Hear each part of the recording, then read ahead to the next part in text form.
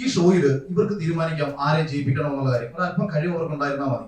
ഈ മത്സരത്തിൽ ഈ മത്സരാർത്ഥി വിജയിക്കണോ വേണ്ടയോ എന്ന് മുൻകൂറായിട്ട് തീരുമാനിച്ചുകൊണ്ട് ഒരു ടാസ്ക് അവർക്ക് പ്രിപ്പയർ ചെയ്യാൻ പറ്റും. നമുക്കത് ജയിക്കാൻ പറ്റില്ല. അല്ല, ഞാൻ പരാതി ഉന്നയിച്ച കാര്യം തന്നെയാണ്. എന്നെ നിർബന്ധിച്ചാണ് കഴിപ്പിച്ചത്. ഞാനത് പറഞ്ഞു, എന്നെ നിർബന്ധിച്ചാണ്.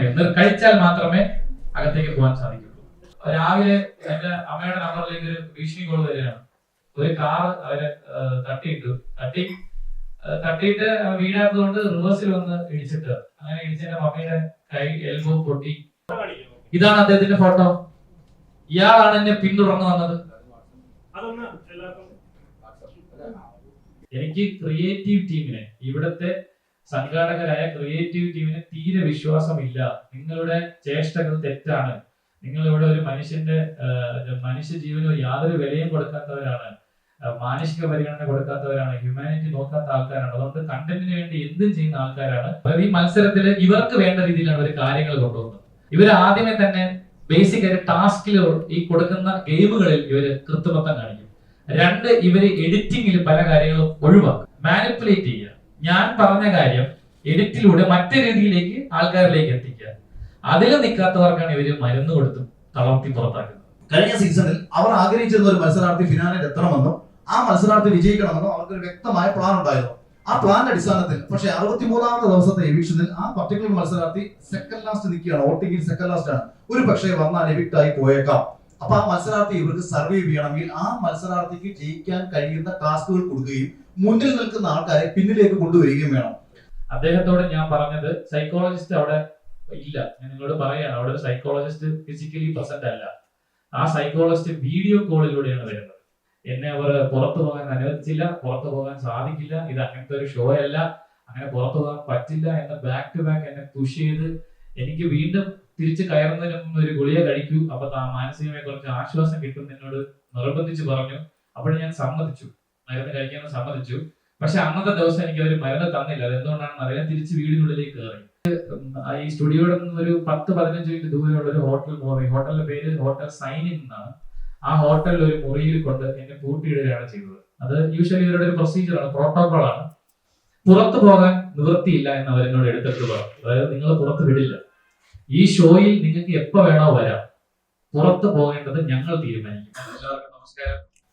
ഞാൻ Sibin, Malayalam Bigg Boss season 6 ഒരു കണ്ടസ്റ്റന്റ് ആയിരുന്നു. ഇതിന്റെ അഡ്വക്കേറ്റ് ആണ്, അഡ്വക്കേറ്റ് സൂര്യ, ഹൈക്കോടതിയിലാണ് പ്രാക്ടീസ് ചെയ്യുന്നത്. അപ്പൊ ഇന്ന് എല്ലാരെയും വിളിച്ചതെന്ന് പറഞ്ഞു കഴിഞ്ഞാൽ ഈ ബിഗ് ബോസ് ഷോയുമായി ബന്ധപ്പെട്ട് കുറച്ച് കാര്യങ്ങൾ എന്റെ ലൈഫിൽ ഉണ്ടായി. അത് ഒരു സാമൂഹികമായി പ്രശ്നം ഉള്ള ഒരു വിഷയമായിട്ട് മനസ്സിലാക്കിയതുകൊണ്ട് അത് നിങ്ങളെല്ലാവരിലൂടെയും ജനങ്ങളിലേക്ക് എത്തിക്കുക എന്നുള്ള ഒരു ഉദ്ദേശം കൊണ്ടാണ് ഞാൻ ഇങ്ങനെ ഒരു സ്റ്റെപ്പ് എടുത്തത് എന്റെ ലൈഫിൽ. എനിക്കൊക്കെ അറിയാം, മീഡിയ ഇൻഡസ്ട്രി നിൽക്കുന്ന ഒരാളാണ്. അപ്പോൾ ആ ഒരു റിസ്ക് എടുത്തിട്ടാണ് ഞാൻ ഈ കാര്യങ്ങളെല്ലാം പുറത്തു പറയാൻ തയ്യാറായത്. ഒരു പരാതി ഞാൻ ബിഗ് ബോസിനെതിരെ, അതായത് ബിഗ് ബോസ് സംഘാടകർക്കെതിരെ കൊടുത്തിരുന്നു. ഇറങ്ങിയതിനു ശേഷം കുറച്ചധികം കാലമായിട്ട് അതിന്റെ പുറകെ നടന്നതിന്റെ പേരിൽ ആ പരാതി ഞങ്ങൾ 2 സ്ഥലത്ത് പരാതി കൊടുത്തിരുന്നു. ഒന്ന് തമിഴ്നാട് DGP ആ പരാതി കൈക്കൊണ്ടു അവിടുത്തെ കൺസേൺ പോലീസ് സ്റ്റേഷനിലേക്ക് അത് എത്തി. ഇന്നലെ ആ പരാതി സ്വീകരിച്ചു. പരാതി നമ്പർ ജനറേറ്റ് ആയി. എന്നെ സ്റ്റേറ്റ്മെന്റ് എടുക്കാനായിട്ട് വിളിച്ചു. അവര് ഇന്നലെയാണ് വിളിച്ചത്. അതുകൊണ്ടാണ് ഇന്ന് തന്നെ പ്രസ് മീറ്റ് നമ്മൾ വിളിച്ചത്. നാളെ സ്റ്റേറ്റ്മെന്റ് കൊടുക്കാനായി പോകുന്നു. അതുപോലെ നമ്മൾ കേരള DGPക്കും പരാതി കൊടുത്തു. അദ്ദേഹം ആ പരാതി സ്വീകരിച്ച് എറണാകുളം സിറ്റി പോലീസ് കമ്മീഷണർക്ക് ആ പരാതി ഫോർവേഡ് ചെയ്തിട്ടുണ്ട്. ഇനി അവിടെ നിന്ന് തുടർ അന്വേഷണങ്ങൾ ഉണ്ടാവുമെന്ന് ഞങ്ങൾ അറിയിച്ചിട്ടുണ്ട്. അതിന്റെ പേരിലാണ് ഈ പ്രസ് മീറ്റ് വിളിച്ച് ഈ കാര്യങ്ങൾ, അതായത് സീരിയസ് വയലേഷൻസ് അടങ്ങുന്ന ഒരു കാര്യമായതുകൊണ്ടാണ് ഇത് ജനങ്ങളിലേക്ക് എത്തണം, നിങ്ങൾ വഴി ജനങ്ങളിലേക്ക് എത്തണം എന്ന് അറിഞ്ഞുകൊണ്ട് ഇത് ഈ പ്രസ് മീറ്റ് വിളിച്ചത്. ഇപ്പൊ ഞാൻ കൊടുത്ത പെറ്റീഷന്റെ റെസീറ്റ് ആണ് ഈ കാണുന്നത്. ഈ പെറ്റീഷനിൽ ഞാനത് വായിക്കാം.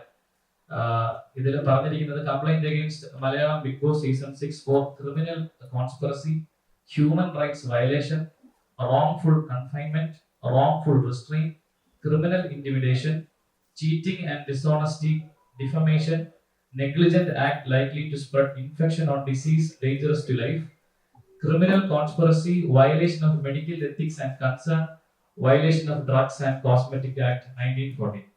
ഇത്രയും വയലേഷൻസ് ആണ് ഈ ഷോയ്ക്കെതിരെ ഉള്ളതെന്ന് മനസ്സിലാക്കിയിട്ടാണ് ഞങ്ങൾ പരാതി കൊടുത്തത്. അത് അക്സെപ്റ്റ് ചെയ്ത് അന്വേഷണം പ്രഖ്യാപിച്ചത്. ഇത് നിങ്ങൾ അറിയിക്കാനാണ് വിളിച്ചത്. ഇതിന് ഉണ്ടായ സാഹചര്യം ഞാൻ പറയാം. ഇത് എന്ത് കാരണം കൊണ്ടാണ് ഇത്തരത്തിലേക്ക് എത്തിയതും ഈ പരാതി കൊടുക്കാൻ എന്റെ ലൈഫിൽ എന്ത് സാഹചര്യം ഉണ്ടാകുമെന്ന് പറയാം.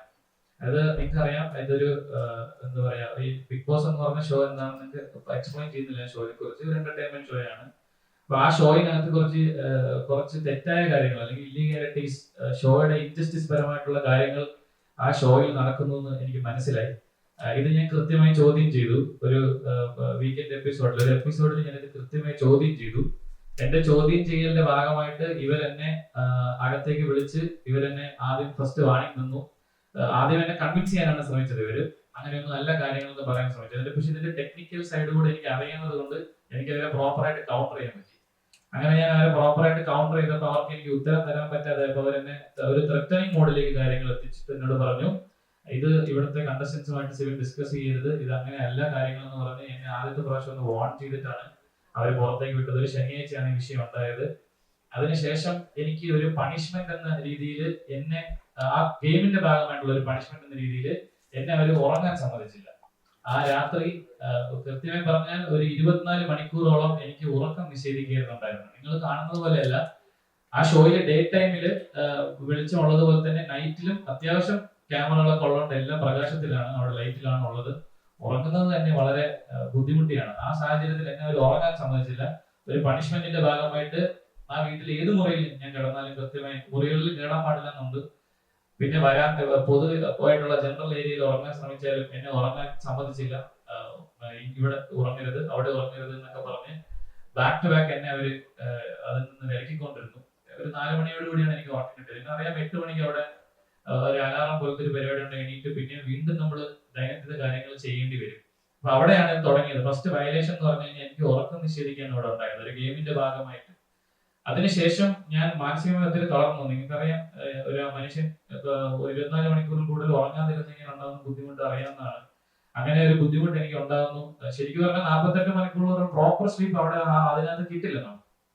അപ്പം അത് കഴിഞ്ഞുണ്ടായ സാഹചര്യം എന്ന് പറഞ്ഞാൽ എന്റെ ഒരു കണ്ടസ്റ്റന്റിന് നടുവ് ഡിസ്കിന്റെ ഒരു ഇഷ്യൂ വന്നിട്ട് അവിടെ പുറത്തേക്ക് കൊണ്ടുപോകേണ്ട ഒരു ഇമ്മീഡിയറ്റ് സാഹചര്യം ഉണ്ടായിരുന്നു. അപ്പോൾ ആ ഇമ്മീഡിയറ്റ് സാഹചര്യത്തെ അവര് കണ്ടന്റ് ആയിട്ട് ഉപയോഗിച്ചു. അതായത് ഒരു മണിക്കൂറുകളോളം ആ കണ്ടസ്റ്റന്റിന് അവിടെ ഇവര് തൊട്ടടുത്ത് മെഡിക്കൽ സപ്പോർട്ട് ഉണ്ടെന്ന് പറയാറുണ്ട്, തൊട്ടടുത്ത് ഡോക്ടർ ഉണ്ടെന്ന് പറയുന്നു, സ്ട്രെച്ചർ കൊണ്ടുവരാനുള്ള സംവിധാനമുണ്ട് എന്നെല്ലാം പറയുമ്പോഴും അവരൊരു എന്റെ ഒരു ഉദ്ദേശ കണക്കാണ് പറയുന്നത്. എനിക്ക് സമയം അറിയില്ല. എന്തായാലും മണിക്കൂറുകളോളം അവര് ആ കുട്ടീനെ പുറത്തേക്ക് കൊണ്ടുപോകുന്നത് കണ്ടന്റ് ആയിട്ട് ഷൂട്ട് ചെയ്തു. ഞങ്ങളെ പുറത്താക്കി, കഥ കളച്ചു, ഈ പറയുന്ന ബ്ലൈൻഡ്സ് ഇട്ടു, വീണ്ടും തുറന്ന് ഞങ്ങൾ അകത്തേക്ക് കയറ്റി. ഞാൻ ബാക്ക് ടു ബാക്ക് ഒരു കണ്ടന്റ് എടുത്തോണ്ടിരുന്നപ്പോൾ എനിക്ക് മനസ്സിലായി ഈ ഷോ ഒരു മാനസിക പരിഗണന തരാത്ത ഷോയാണ്. ഒരു മനുഷ്യന്റെ ജീവനോ അല്ലെങ്കിൽ അയാളുടെ അയാളുടെ ഒരു മാനസികാവസ്ഥയ്ക്കൊന്നും യാതൊരു വിലയും കൽപ്പിക്കാത്ത ഒരു ഷോയാണ്. പിന്നെ എനിക്ക് ഇനി അവിടെ തുടരണ്ട എന്ന് ഞാൻ ബാക്ക് ടു ബാക്ക് അവരോട് പറഞ്ഞുകൊണ്ടിരിക്കുകയായിരുന്നു. ഞാൻ ഇമോഷണലി ഒത്തിരി തകർന്നു പോയൊരു സാഹചര്യം ഉണ്ടായി. ഞാൻ അവരോട് ഈ ഷോയിൽ നിന്ന് പുറത്തു പോകണമെന്ന് വീണ്ടും മൾട്ടിപ്പിൾ ടൈംസ് ഞാൻ അവരോട് ആവശ്യപ്പെട്ടു. എനിക്ക് അവരിൽ കുറെ ആൾക്കാരെ പേഴ്സണലായിട്ട് അറിയാം. ഞാൻ ഈ ചാനലുമായി ബന്ധപ്പെട്ട് ജോലി ചെയ്യുന്ന ആളായിട്ട് എനിക്ക് ഒരുപാട് പേരെ അറിയാം. അവരുടെ പേരെടുത്ത് ഞാൻ ശരിക്കും പറഞ്ഞാൽ ഞാൻ കരഞ്ഞു എന്ന് തന്നെ പറയാം.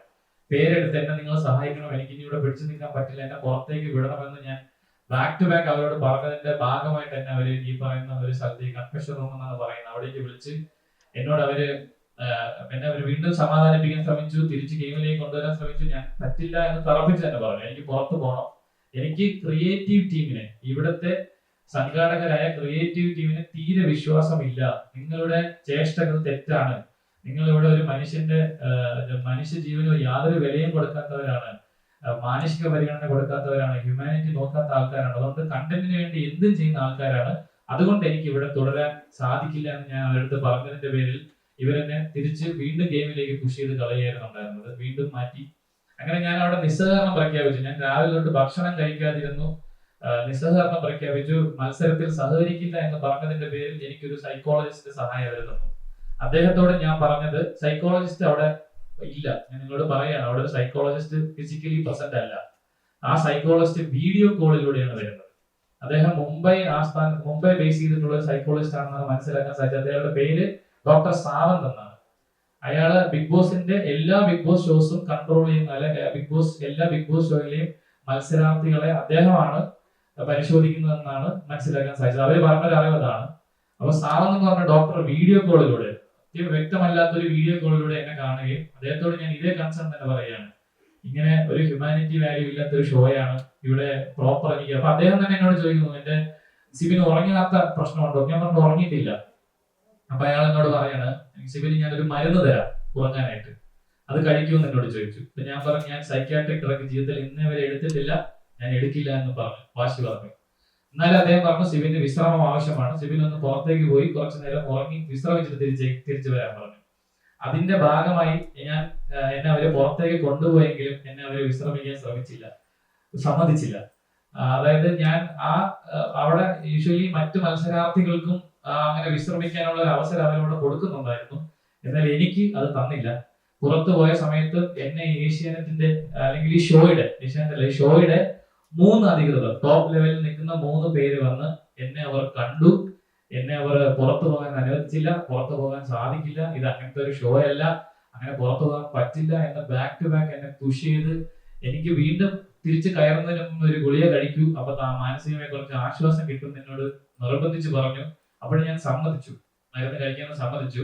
പക്ഷെ അന്നത്തെ ദിവസം എനിക്ക് അവർ മരുന്ന് തന്നില്ല. അതെന്തുകൊണ്ടാണെന്ന് അറിയാൻ തിരിച്ച് വീടിനുള്ളിലേക്ക് കയറി. ആ രാത്രിയും എനിക്ക് ഉറങ്ങാൻ സാധിച്ചില്ല. മാനസികമായ ബുദ്ധിമുട്ടുകൾ കൊണ്ടും ഫിസിക്കലായിട്ടുള്ള ഭക്ഷണം കഴിക്കാതിരുന്നതിന്റെ പേരിൽ എനിക്ക് പ്രോപ്പറായിട്ട് ഉറങ്ങാൻ സാധിച്ചിട്ടില്ല. അടുത്ത ദിവസം രാവിലെ ഞാൻ ഉറക്കം എണീറ്റിട്ട് ഇവരോട് ഇത് തന്നെ ആവശ്യപ്പെടാണ്, എനിക്ക് പുറത്തു പോകണം, എന്റെ ഉറക്കം ശരിയല്ല, ഞാൻ ഹാലൂസിനേറ്റ് ചെയ്യാൻ തുടങ്ങി എന്ന് പറഞ്ഞു.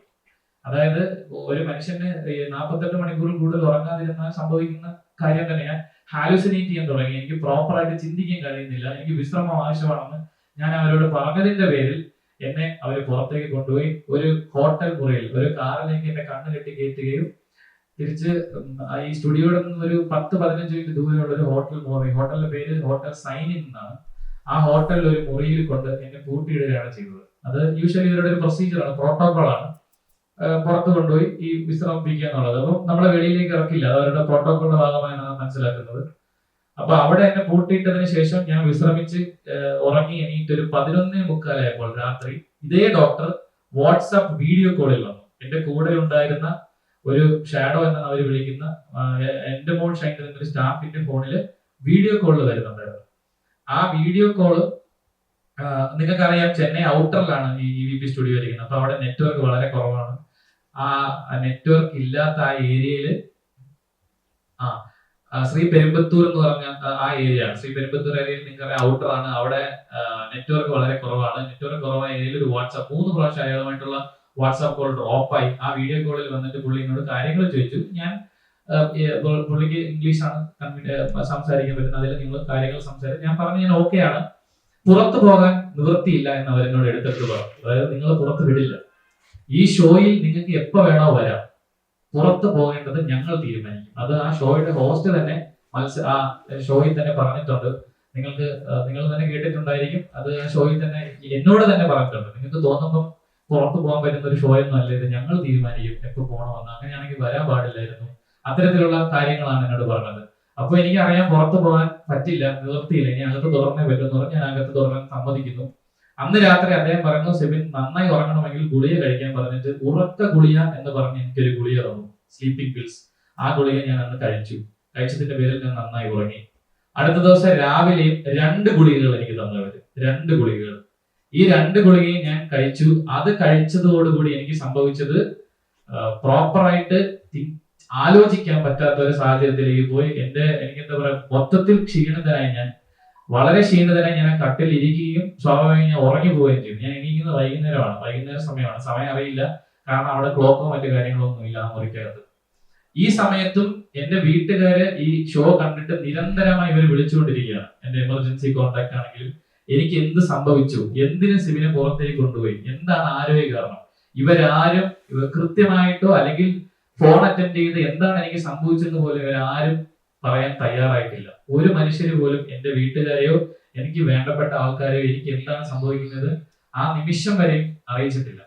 അതിനുശേഷം ഉണ്ടായതെന്ന് പറഞ്ഞു കഴിഞ്ഞാൽ വൈകുന്നേരം വീണ്ടും ഇതുപോലെ 2 ഗുളിക കൊണ്ടുവന്നു. അപ്പൊ ഞാൻ പറഞ്ഞു ഞാൻ ഈ ഗുളിക കഴിക്കില്ല, പ്രിസ്ക്രിപ്ഷൻ ഇല്ലാതെ ഞാൻ ഈ ഗുളിക കഴിക്കില്ല എന്ന് പറഞ്ഞതിന്റെ പേരിൽ ആ കൂടെ ഉണ്ടായിരുന്ന ആൾ അവരുടെ ഹയർ അതോറിറ്റീസിനെ ബന്ധപ്പെട്ടിട്ട് അതിന്റെ പ്രിസ്ക്രിപ്ഷൻ മൊബൈലിലേക്ക് മേടിച്ചിട്ട് എനിക്ക് കാണിച്ചു. ആ മൊബൈലിൽ ഞാൻ വായിച്ച പ്രിസ്ക്രിപ്ഷനിൽ എന്റെ കണ്ടീഷനായിട്ട് ആ ഡോക്ടർ മെൻഷൻ ചെയ്തിരുന്നത് അക്യൂട്ട് സ്ട്രെസ് എന്നാണ്, അക്യൂട്ട് സ്ട്രെസ്. എന്നിട്ട് ഈ 2 ഗുളികകൾ, അതിൽ ഒരു ഗുളികയുടെ പേര് ഞാൻ ഓർക്കുന്നില്ല, രണ്ടാമത്തെ ഗുളിക ഞാൻ ഓർക്കുന്നു, ഒലാൻസപ്പൈൻ എന്നാണ് ആ ഗുളികയുടെ പേര്, ഒലാൻസപ്പൈൻ. ഈ ഒലാൻസപ്പൈൻ മരുന്ന് എന്തിനാണ് ഉപയോഗിക്കുന്നത് ഞാൻ എന്റെ കൂടെയുള്ള ആ പയ്യനോട് ഗൂഗിൾ ചെയ്ത് ഒന്ന് പറയാൻ പറഞ്ഞു. അപ്പൊ അദ്ദേഹം അത് ഗൂഗിൾ ചെയ്യുകയും അത് സ്കീസോഫ്രീനിയ എന്ന് പറയുന്ന മാരകമായ രോഗത്തിന് കൊടുക്കുന്ന ഗുളികയാണെന്ന് ഞാൻ മനസ്സിലാക്കി. ഈ സ്കീസോഫ്രീനിയ അല്ലെങ്കിൽ ബൈപോളർ ഡിസോർഡർ, ഈ 2 അസുഖങ്ങളും നിശ്ചയിക്കണമെങ്കിൽ മിനിമം, ഞാനൊരു മെഡിക്കൽ വിദഗ്ധരുമായി സംസാരിച്ചപ്പോൾ മനസ്സിലാക്കിയത് ഈ അസുഖം ഡിറ്റർമിൻ ചെയ്യണമെങ്കിൽ മിനിമം 6 മാസത്തെ കൺസൾട്ടേഷൻ വേണം, ഏറ്റവും മിനിമം. പിന്നെ ഡെയിലി ലൈഫ് ജീവിക്കാൻ പറ്റില്ല, ഈ അസുഖമുള്ള ഒരു മനുഷ്യന് ഡെയിലി ലൈഫ് ജീവിക്കാൻ പറ്റില്ല. അത്തരത്തിൽ ബുദ്ധിമുട്ടുണ്ടാക്കുന്ന സൈക്യാട്രിയിൽ ഏറ്റവും എക്സ്ട്രീം ആയിട്ടുള്ള ഒരു രോഗമാണ് സ്കീസോഫ്രീനിയ.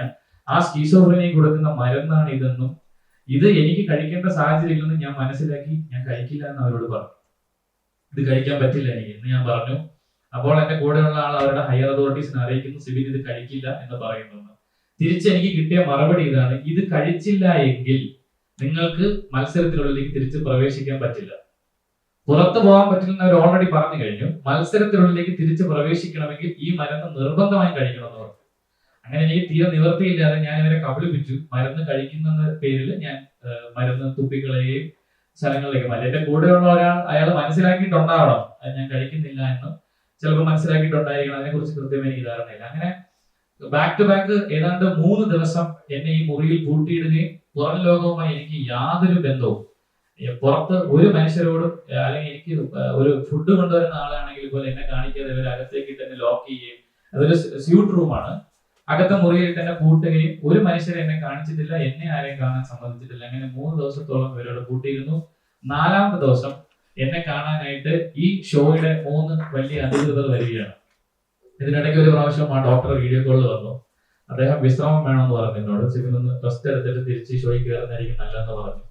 അതിനുശേഷമാണ് 4ാമത്തെ ദിവസം ഈ ഷോയുടെ 3 അധികൃതർ വന്ന് എന്നോട് പറയുകയാണ്, സിബിന് ഈ ഷോയിൽ തുടരാൻ പറ്റില്ല, സിബിന് നമുക്ക് ആരോഗ്യപരമായ പ്രശ്നങ്ങളുണ്ട്, അതുകൊണ്ട് പുറത്തേക്ക് കൊണ്ടുപോകണം എന്ന്, പുറത്തു പോകുന്നതായിരിക്കും നല്ലത്, വിശ്രമിക്കണം എന്നാണ് പറയുന്നത്. എന്നിട്ട് അവിടെ വെച്ച് ഈ 3 പേരും നിർബന്ധിച്ച് എന്നെ കൊണ്ട് ഈ മരുന്ന് കഴിപ്പിച്ചു. നീ എന്തുകൊണ്ട് മരുന്ന് കഴിക്കുന്നില്ല? ഈ മരുന്ന് കഴിക്കണം, എന്റെ അസുഖം അത്രയ്ക്കും, നീ അത് റിട്രൈവ് ചെയ്ത് വരണം, ഞങ്ങളുടെ ആഗ്രഹമാണ്, അങ്ങനെ ഇതാണ് എന്ന് പറഞ്ഞ് എന്നെ നിർബന്ധിച്ച് ആ 3 പേർ ആ മരുന്ന് കഴിപ്പിക്കുകയും അത് കഴിച്ചതിന്റെ സാഹചര്യത്തിൽ ഞാൻ വീണ്ടും എനിക്ക് മയക്കത്തിലേക്ക് പോകേണ്ട ഒരു സാഹചര്യം ഉണ്ടായി. വൈകുന്നേരമാണ് ആ ദിവസം വൈകുന്നേരം എന്റെ എമർജൻസി കോൺടാക്ട് ആയ എന്റെ ഒരു സുഹൃത്തും എന്നോട് സംസാരിച്ചപ്പോഴാണ് എനിക്ക് മനസ്സിലായത്, ഇവര് എന്റെ വീട്ടിൽ ആ ദിവസം, അതായത് എനിക്ക് അവസാനം മരുന്ന് ദിവസം എന്റെ വീട്ടിൽ വിളിച്ച് ഇൻഫോം ചെയ്തത് എനിക്ക് സ്കീസോഫ്രീനിയ എന്ന് പറഞ്ഞ മാരകമായ രോഗമാണ്, വയലന്റ് ആണെന്ന് പറഞ്ഞു. ഇവര് എന്റെ വീട്ടിൽ കൊടുത്തത് എക്സാക്ട്ലി ഈ വാക്കാണ്. സ്കീസോഫ്രീനിയ എന്ന് പറയുന്ന മാരകമായ അസുഖമാണ്, വയലന്റ് ആണ്, സഹ മത്സരാർത്ഥികളെ ഉപദ്രവിക്കാൻ ശ്രമിച്ചു, കുക്കർ എടുത്ത് അടിക്കാൻ ശ്രമിച്ചു, അതിന്റെ പേരിൽ സിബിനെ ഞങ്ങൾ ഒരു മുറിയിൽ പൂട്ടിയിട്ടിട്ടുണ്ട്, പുറത്തു വിടാൻ പറ്റില്ല, ഗുളിയെ കൊടുത്ത് കൺട്രോൾ ചെയ്ത് നിർത്തിയിരിക്കുകയാണ്, നിങ്ങൾ ആരെങ്കിലും വന്ന് സിബിനെ കൂട്ടിക്കൊണ്ടു പോകണം എന്നാണ് അവരോട് പറഞ്ഞതെന്നാണ് ഞാൻ മനസ്സിലാക്കിയത്. അത് ആ ഫോൺ കോൾ കഴിഞ്ഞപ്പോൾ എനിക്ക് മനസ്സിലായി, ഇവർക്ക് എന്നോട് എന്തോ ഒരു കോൺസ്പിറസി, എന്തോ ഒരു പ്ലാൻ ചെയ്തുള്ള ഒരു ആക്രമണം എനിക്കെതിരെ നടക്കുന്നുണ്ടെന്ന് മനസ്സിലായി. അതിനുശേഷം ഞാൻ നിങ്ങളെ ആ മരുന്ന് കാണിക്കാം. നിങ്ങൾക്കറിയാം, ഈ മരുന്ന് ഞാൻ എടുക്കുന്നത് അവസാനത്തെ ദിവസമാണ്. ഇതിന്റെ ഡിജിറ്റൽ കോപ്പിയാണ്, ഒറിജിനൽ എന്റെ കയ്യിൽ തന്നെ ഉണ്ട്, അത് ഞാൻ പോലീസിന്റെ ഏൽപ്പിക്കും. ഡിജിറ്റൽ കോപ്പി ഞാൻ നിങ്ങൾക്ക് ഷെയർ ചെയ്യാം. ഈ മരുന്ന് നിങ്ങളുടെ ബിഗ് ബോസിന്റെ മരുന്ന് ഇതൊരു സിപ്പ് കവറിലാണ്, സിബിന് പേര് എഴുതിയിട്ട് ഒരു സിപ്പ് കവറിലാണ് ഈ മരുന്ന് തന്നത്. ഈ മരുന്നിൽ കൃത്യമായി ഞാൻ ഇതിന്റെ എല്ലാ കോപ്പീസും നിങ്ങൾക്ക് തരാം. ഈ മരുന്ന് കൃത്യമായി ഇതിന്റെ സൂം ചെയ്ത കോപ്പീസും എന്റെ കയ്യിലുണ്ട്. ആ മരുന്നിന്റെ പേര് വായിക്കാൻ പറ്റും, ആ മരുന്നിന്റെ മറ്റു ഡീറ്റെയിൽസും ഈ തന്നെ എന്റെ കയ്യിലുള്ള ഫോട്ടോഗ്രാഫി വായിക്കാൻ പറ്റും. ഇതിന്റെ ഒറിജിനൽ എന്റെ കയ്യിലുണ്ട്, അത് ഞാൻ അന്വേഷണ ഉദ്യോഗസ്ഥരുടെ മുമ്പിൽ ഹാജരാക്കുന്നതായിരിക്കും.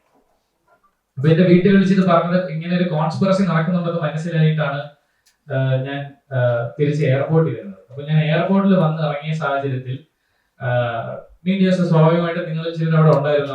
നിങ്ങൾ എന്നോട് എന്താണ് കാര്യം എന്ന് ചോദിച്ചു. നിങ്ങൾ കാര്യം ചോദിച്ചപ്പോൾ ഞാൻ നിങ്ങളോട് ഡോക്ടറിന്റെ നിർദ്ദേശപ്രകാരം ഞാൻ ഷോയിൽ നിന്ന് പുറത്തു വന്നതാണ്, അല്ലാതെ സ്വയമേ വാക്കൗട്ട് ചെയ്തതല്ല എന്നാണ് ഞാൻ പറഞ്ഞത്. അത് ഈ ഷോയുടെ അധികൃതർ ഉദ്ദേശിക്കുന്ന രീതിയിലുള്ള ഒരു മറുപടി അല്ലാത്തത് കൊണ്ടായിരിക്കാം ഞാൻ വീട്ടിൽ എത്തുമ്പോൾ തന്നെ എനിക്കൊരു കോൾ വന്നു. അതൊരു ത്രെറ്റ് കോൾ ആയിരുന്നു. അതായത് സിബിൻ മീഡിയയോട് സംസാരിക്കാൻ പാടില്ല, കോൺട്രാക്ട് വയലേഷൻ ആണ്. സിബിൻ അകത്ത് നടന്ന കാര്യങ്ങളൊന്നും പുറത്ത് പറയരുത്, സിബിന്റെ ഭാവി ഞങ്ങൾ നശിപ്പിക്കും, സിബിനി വലിയ ഭീമമായ തുക എനിക്ക് തരേണ്ടി വരും, ഞങ്ങൾക്ക് തരേണ്ടി വരും, അങ്ങനെ ഫൈൻ ചോദിച്ച് ഞങ്ങൾ സിബിന്റെ ജീവിതം ബുദ്ധിമുട്ടിക്കും എന്ന് പറഞ്ഞിട്ടുള്ള ഒരു ഫോൺ കോളും അതിന്റെ പുറകെ ഒരു വാട്സാപ്പ് ഓഡിയോ മെസ്സേജുമാണ് ഞാൻ പിന്നെ കാണുന്നത്. ആ വാട്സാപ്പ് ഓഡിയോ മെസ്സേജ് നിങ്ങൾക്ക് വേണ്ടി പ്ലേ ചെയ്യാം.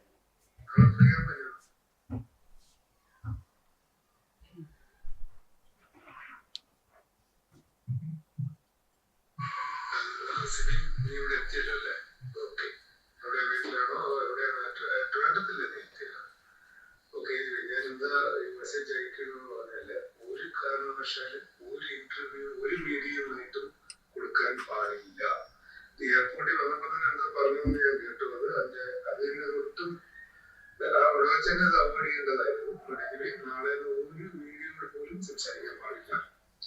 വളരെ ക്ലാരിറ്റിയുടെ കോൺട്രാക്ട് ഉള്ളതാണ്. അത് ചെയ്തത് ബ്രീച്ച് ഓഫ് കോൺട്രാക്ട് ആണ്. അങ്ങനെ ഒരു സംഗതി ചെയ്തു കഴിഞ്ഞാൽ പിന്നെ അത് അതിന്റെ രീതിയായിരിക്കും കാര്യങ്ങൾ മുന്നോട്ട് പോകുന്നത്. സോ നിങ്ങളോട് പ്രത്യേകം പറയാൻ ഒന്നും കൂടെ വളരെ സെൻസിറ്റീവ് ആണ്. ഒരു കാരണവശാലും ഒരു ഇന്റർവ്യൂ പാടില്ല കേട്ടോ. ഓക്കെ, നാളെ ഫ്രീ ആകുമ്പോൾ എന്നെ ഒന്ന് വിളിക്കാം. Thank you. Good night. ഇതാണ് ഓഡിയോ. ഇതുപോലെ അദ്ദേഹം ഇതുപോലെ പല കോളുകളും, അതായത് ഇപ്പൊ എന്റെ ഒരു വീഡിയോ ബൈറ്റ് പുറത്ത് വരികയാണെങ്കിൽ ആ വീഡിയോ ബൈറ്റ് എനിക്ക് വാട്സാപ്പിൽ അയച്ചു തന്നിട്ട് അതിന്റെ പുറകെ ഒരു ഓഡിയോ സന്ദേശവും അതിന്റെ പുറകെ പുള്ളി എന്നെ ഒരുപാട് പ്രാവശ്യം വിളിക്കാറുണ്ടായിരുന്നു. അത് ഞാൻ നിങ്ങളെ കാണിക്കാം. അദ്ദേഹത്തിന്റെ പേര് തൽക്കാലം ഞാൻ പുറത്ത് പറയുന്നില്ല, കാര്യം ഇതിന്റെ FIR രജിസ്റ്റർ FIRന്റെ കോപ്പി ഞങ്ങളുടെ കയ്യിൽ കിട്ടിക്കഴിഞ്ഞാൽ ഞങ്ങൾ നിങ്ങളോട് ഷെയർ ചെയ്യുന്നതായിരിക്കും ഇമ്മീഡിയറ്റ്ലി. അതിന്റെ ആവശ്യമായിട്ട് ഞാൻ നാളെ പോകുന്നുണ്ട് ചെന്നൈയിലേക്ക്. അത് കഴിയുമ്പോഴേക്കും FIR കോപ്പി കിട്ടും. അത് ഉറപ്പായും മാധ്യമങ്ങളിലൂടെ നിങ്ങളുടെ ഡിജിറ്റൽ നിങ്ങളുടെ കയ്യിലേക്ക് ഞാൻ FIRന്റെ കോപ്പി ഷെയർ ചെയ്യാം. അപ്പൊ അതിൽ ഇദ്ദേഹത്തിന്റെ പേര് കൃത്യമായിട്ട് ഉണ്ടായിരിക്കും. ഇത് ഞാനൊന്ന് കാണിക്കാം പുള്ളി എന്താണ് എനിക്ക് അയക്കുന്ന മെസ്സേജസ്. ഇവര് വാട്സാപ്പിലെ വിളിക്കാറുള്ളൂ കേട്ടോ, ഇവര് നോർമൽ കോൾ വിളിക്കാറില്ല. കാര്യം വാട്സാപ്പിൽ വിളിച്ചു കഴിഞ്ഞാൽ നമുക്ക് വോയിസ് കോൾ റെക്കോർഡ് ചെയ്യാൻ പറ്റില്ല. അതുകൊണ്ട് ഇവര് എന്നെ വിളിക്കുന്നത് നോർമൽ കോൾ വിളിക്കാറില്ല, വാട്സാപ്പിലാണ് വിളിക്കുന്നത്. ഞാൻ നമുക്ക് കാണിക്കാം. ഇത് എന്റെ ഒരു ഇന്റർവ്യൂ ബൈറ്റ് വരികയാണെങ്കിൽ ഇന്റർവ്യൂ ബൈറ്റ് എനിക്ക് ഇങ്ങനെ എടുത്ത് അയക്കും. അതിന്റെ താഴെ ഒരു മെസ്സേജ് ഉണ്ടാവും. അത് കഴിഞ്ഞ് പിന്നെ ബാക്ക് ടു ബാക്ക് ഇദ്ദേഹം ഫോൺ ചെയ്യും. കഴിയുന്നതും കോൾസ് ഒക്കെ ഞാൻ ഇഗ്നോർ ചെയ്യാറുണ്ട്. എന്നാലും പുള്ളി ബാക്ക് ടു ബാക്ക് എന്നെ വീണ്ടും ഇതുപോലെ ഓരോ audio message, threatening audio messages ആണ്. ഇത് ഞാൻ നിയമപരമായിട്ടുള്ള പ്രശ്നങ്ങളുള്ളതാണ് ഇപ്പൊ പ്ലേ ചെയ്യാത്തത്. കാര്യം ത്രെറ്റൻ കേസും ഇതിന്റെ പുറകിൽ ഉള്ളത് കൊണ്ട് അതിന് വേണ്ടിയിട്ട് ഒരു ഡിഫൻസ് തെറ്റാതിരിക്കാനാണ് നമ്മൾ പ്ലേ ചെയ്തിരിക്കുന്നത്. ബാക്ക് ടു ബാക്ക് എന്റെ ഓരോ ഏത് മീഡിയ, ഇപ്പൊ ഞാൻ ഇത് ലുലു മോളിൽ കൊടുത്ത ഒരു ചെറിയൊരു ബൈറ്റ് ആണ്, അത് വെച്ച് വരെ എന്നെ ത്രറ്റൻ ചെയ്തിട്ടുണ്ട്. എന്തിനാണ് ഇങ്ങനെ സംസാരിക്കാൻ, നീ 100ാമത്തെ ദിവസം നീ എന്ത് പറയുന്നത്, എന്താണ് ചെയ്യാൻ പോണത്, നിനക്ക് ഒരു ജീവിതമില്ലേ, അങ്ങനെ പറഞ്ഞ് പല രീതിയിലുള്ള ഇത്രയും ബാക്ക് ടു ബാക്ക്. ഈ അടുത്ത ദിവസം ഞാൻ ഈ മൂവി വേൾഡ് ഒരു ഇന്റർവ്യൂ കൊടുക്കുന്ന ദിവസം വരെയും ഇവരെന്നെ വിളിച്ചുകൊണ്ടിരുന്നത്. അതിനുശേഷമാണ് ഇവരെ വിളി നിന്നത്. അപ്പൊ ഇങ്ങനെ back to back threatening calls അത് എനിക്ക് മാത്രമല്ല എന്റെ ചുറ്റുമുള്ളവരെ വിളിക്കാറുണ്ട്. എന്റെ സുഹൃത്തുക്കളെ വിളിച്ച് പറയുന്നത് സിബിന് ഒരു ജീവിതമില്ലേ, അവനോട് പറഞ്ഞ് മനസ്സിലാക്കണം, അവനെ ഞങ്ങൾ ബ്ലാക്ക് ലിസ്റ്റ് ചെയ്തിരിക്കുകയാണ്. പിന്നെ കൂട്ടുകാർക്കുള്ള ത്രെറ്റ് ഇതാണ്, അവനുമായി സഹകരിച്ചാൽ നിങ്ങളെയും ബ്ലാക്ക് ലിസ്റ്റ് ചെയ്യും, നിങ്ങളും ഇനി മീഡിയയിൽ വർക്ക് ചെയ്യില്ല, ഭീമമായ തുക ഞങ്ങൾ നഷ്ടപരിഹാരം മേടിക്കും. അങ്ങനെയുള്ള ത്രെറ്റനിങ്ങും ഇതിന്റെ പിന്നിൽ ഉണ്ടായിട്ടുണ്ട്. ഇനി ഇതിന് കഴിഞ്ഞ് അടുത്ത സംഭവിച്ചതെന്ന് പറഞ്ഞാൽ ഇദ്ദേഹത്തിന് എന്റെ അടുത്ത് ദേഷ്യം വരാനുള്ള കാര്യം, ഇദ്ദേഹം തന്നെ എനിക്ക് ഒരു നിശ്ചിത ഫീസ് ആദ്യം ഈ പേയ്മെന്റ് തീരുമാനിച്ചിരുന്നു, ഒരു എമൗണ്ട് തീരുമാനിച്ചിരുന്നു. അതിന്റെ 50% ഇദ്ദേഹത്തിന് കൊടുത്താൽ മാക്സിമം ദിവസം എന്നെ അവിടെ നിർത്തി തരാമെന്ന് ഇയാൾ പറഞ്ഞിരുന്നു. ഇതാണ് നിന്റെ പേയ്മെന്റ്, ഒരു തുക പറഞ്ഞിട്ട് അതിന്റെ പകുതി പൈസ തരാമെങ്കിൽ മാക്സിമം ദിവസം ശിവനെ അവിടെ നിർത്തി തരാം എന്നോട് പറഞ്ഞു. ഞാൻ അത് പറ്റില്ല, അത് അങ്ങനെ സാഹചര്യം ഇല്ല, അതിന്റെ ആവശ്യമില്ല സാറെന്ന് ഞാൻ പറഞ്ഞു. അങ്ങനെ പറഞ്ഞതിന്റെ പേരിൽ എന്റെ പേയ്മെന്റ് ഒരു വളരെ ഏറ്റവും മിനിമം പേയ്മെന്റിലേക്ക് ഇവർ എത്തിച്ചു. പിന്നെ ആ സമയത്ത് ഞാൻ കയറുന്ന കാര്യങ്ങൾ കൺഫേം ആയതുകൊണ്ടും മറ്റു കാര്യങ്ങൾ ഉള്ളത് കൊണ്ടും ഞാൻ പർച്ചേസും കാര്യങ്ങളൊക്കെ കഴിഞ്ഞു, ഒരുപാട് തുക ഈ ഷോയ്ക്ക് വേണ്ടി ഇൻവെസ്റ്റ് ചെയ്ത് പോയി. അതുകൊണ്ട് ഞാൻ അതിനകത്തേക്ക് കയറി ഷോ കണ്ടിന്യൂ ചെയ്തത്. അപ്പം ഇദ്ദേഹം ഇങ്ങനെ back to back threaten calls ഉണ്ട്. അതിൽ ഒരു കോള് റെക്കോർഡ് ചെയ്തിരിക്കുന്ന ഒരു കോളില് പുള്ളി കൃത്യമായി പറയുന്നുണ്ട്, നീ അവിടെ ചെയ്ത കാര്യങ്ങളൊക്കെ എഡിറ്റ് ചെയ്ത് ഞങ്ങളത് വീക്കെൻഡ് എപ്പിസോഡിൽ കാണിച്ച് ഒരു ഡോക്ടറിന്റെ സർട്ടിഫിക്കറ്റ് കൂടെ ഞങ്ങൾ പ്രൊഡ്യൂസ് ചെയ്യും. ഇതായിരുന്നു കൊണ്ടായിരുന്ന ത്രെറ്റ്. അപ്പൊ ഞാൻ മനസ്സിലാക്കേണ്ട, ഒരു വീഡിയോ കോളിൽ വന്ന് ഒരു ഡോക്ടറിനെ മനസ്സിലാക്കി എനിക്ക് സ്കീസോഫ്രീനിയ എന്ന് പറയാൻ മാത്രമുള്ള സിമ്പിൾ ആയിട്ടുള്ള ഒരു അസുഖമാണോ ഇതെന്ന് ഞാൻ ചിന്തിച്ചിട്ടുണ്ട്. ആ രീതിയിൽ വരെ ഇദ്ദേഹം എന്നെ ത്രട്ടൻ കോൾ ചെയ്തിട്ടുണ്ട്. എന്നെ വീട്ടുകാരെ ഇദ്ദേഹം ഇവരാരും കൃത്യമായി ഇൻഫർമേഷൻ കൊടുത്തിട്ടില്ല. അങ്ങനെ ബാക്ക് ടു ബാക്ക് ത്രെറ്റ് വന്ന് അവസാനം നിവൃത്തിയില്ലാതെയാണ് ഞാൻ ഇതൊരു നിയമപരമായി നേരിടാം എന്ന് പറയുന്ന ഒരു കാര്യത്തിലേക്ക് എത്തിച്ചേർന്ന് നിയമോപദേശം കൃത്യമായി ലഭിച്ചു. അതിന്റെ പേരിലാണ് ഞങ്ങൾ കേസ് കൊടുക്കാനായിട്ട് തമിഴ്നാട്ടിൽ പോയത്. ഞങ്ങൾ തമിഴ്നാട്ടിൽ ചെന്ന് ഇതിന്റെ കൺസേൺ സ്റ്റേഷനായ നസറത്പട്ട് സ്റ്റേഷൻ, അവിടെ ഞങ്ങൾ പരാതി കൊടുക്കാൻ ചെന്നപ്പോൾ തന്നെ ഞങ്ങൾ പരാതി ഇവർ സ്വീകരിച്ചില്ല. ആ SHO കൃത്യമായി ഇവരുടെ കൺട്രോളിലാണ് ആ സ്റ്റേഷൻ എന്ന് ഞങ്ങൾക്ക് മനസ്സിലായി. കാരണം ഞങ്ങൾ എത്തി, ഞങ്ങളുടെ ഇൻഫർമേഷൻസ് ഒക്കെ കളക്ട് ചെയ്ത് ഇത് ഏത് ഷോയാണ്, ഇത് ഏത് ചാനലാണെന്ന് ചോദിച്ചതിന് ശേഷം മാത്രമാണ് ഞങ്ങൾ SHO കാണാൻ വന്നത്. കാണാൻ വന്ന അദ്ദേഹം പറഞ്ഞത് പരാതി സ്വീകരിക്കില്ല, പരാതി എടുക്കില്ല. അപ്പം അദ്ദേഹം ഇതിന്റെ നിയമവശങ്ങൾ പറഞ്ഞ് പരാതി സ്വീകരിച്ച് റെസീപ്റ്റ് ചോദിച്ചപ്പോൾ അദ്ദേഹം പറഞ്ഞു തരാൻ പറ്റില്ല, നിങ്ങൾ വേണമെങ്കിൽ DGPക്ക് പരാതി കൊടുത്തെന്ന് പറഞ്ഞു, ACPക്ക് പരാതി കൊടുത്തെന്ന് പറഞ്ഞു. അങ്ങനെ ഞങ്ങൾക്ക് അവിടെ നീതി കിട്ടില്ലെന്ന് മനസ്സിൽ ഞങ്ങൾ പുറത്തിറങ്ങിയപ്പോ ഞങ്ങൾ അവിടെ നിന്നും ഒരു ഇന്നോവ കാർ ഫോളോ ചെയ്യുന്നുണ്ടായിരുന്നു. ഒരു ഇന്നോവ കാർ ഫോളോ ചെയ്യുന്നു. അപ്പൊ ഫോളോ ചെയ്യുന്ന മനസ്സിലാക്കി തൊട്ടടുത്തുള്ള ഒരു കോടതിയിലേക്ക് ഞങ്ങൾ വണ്ടി കയറ്റി.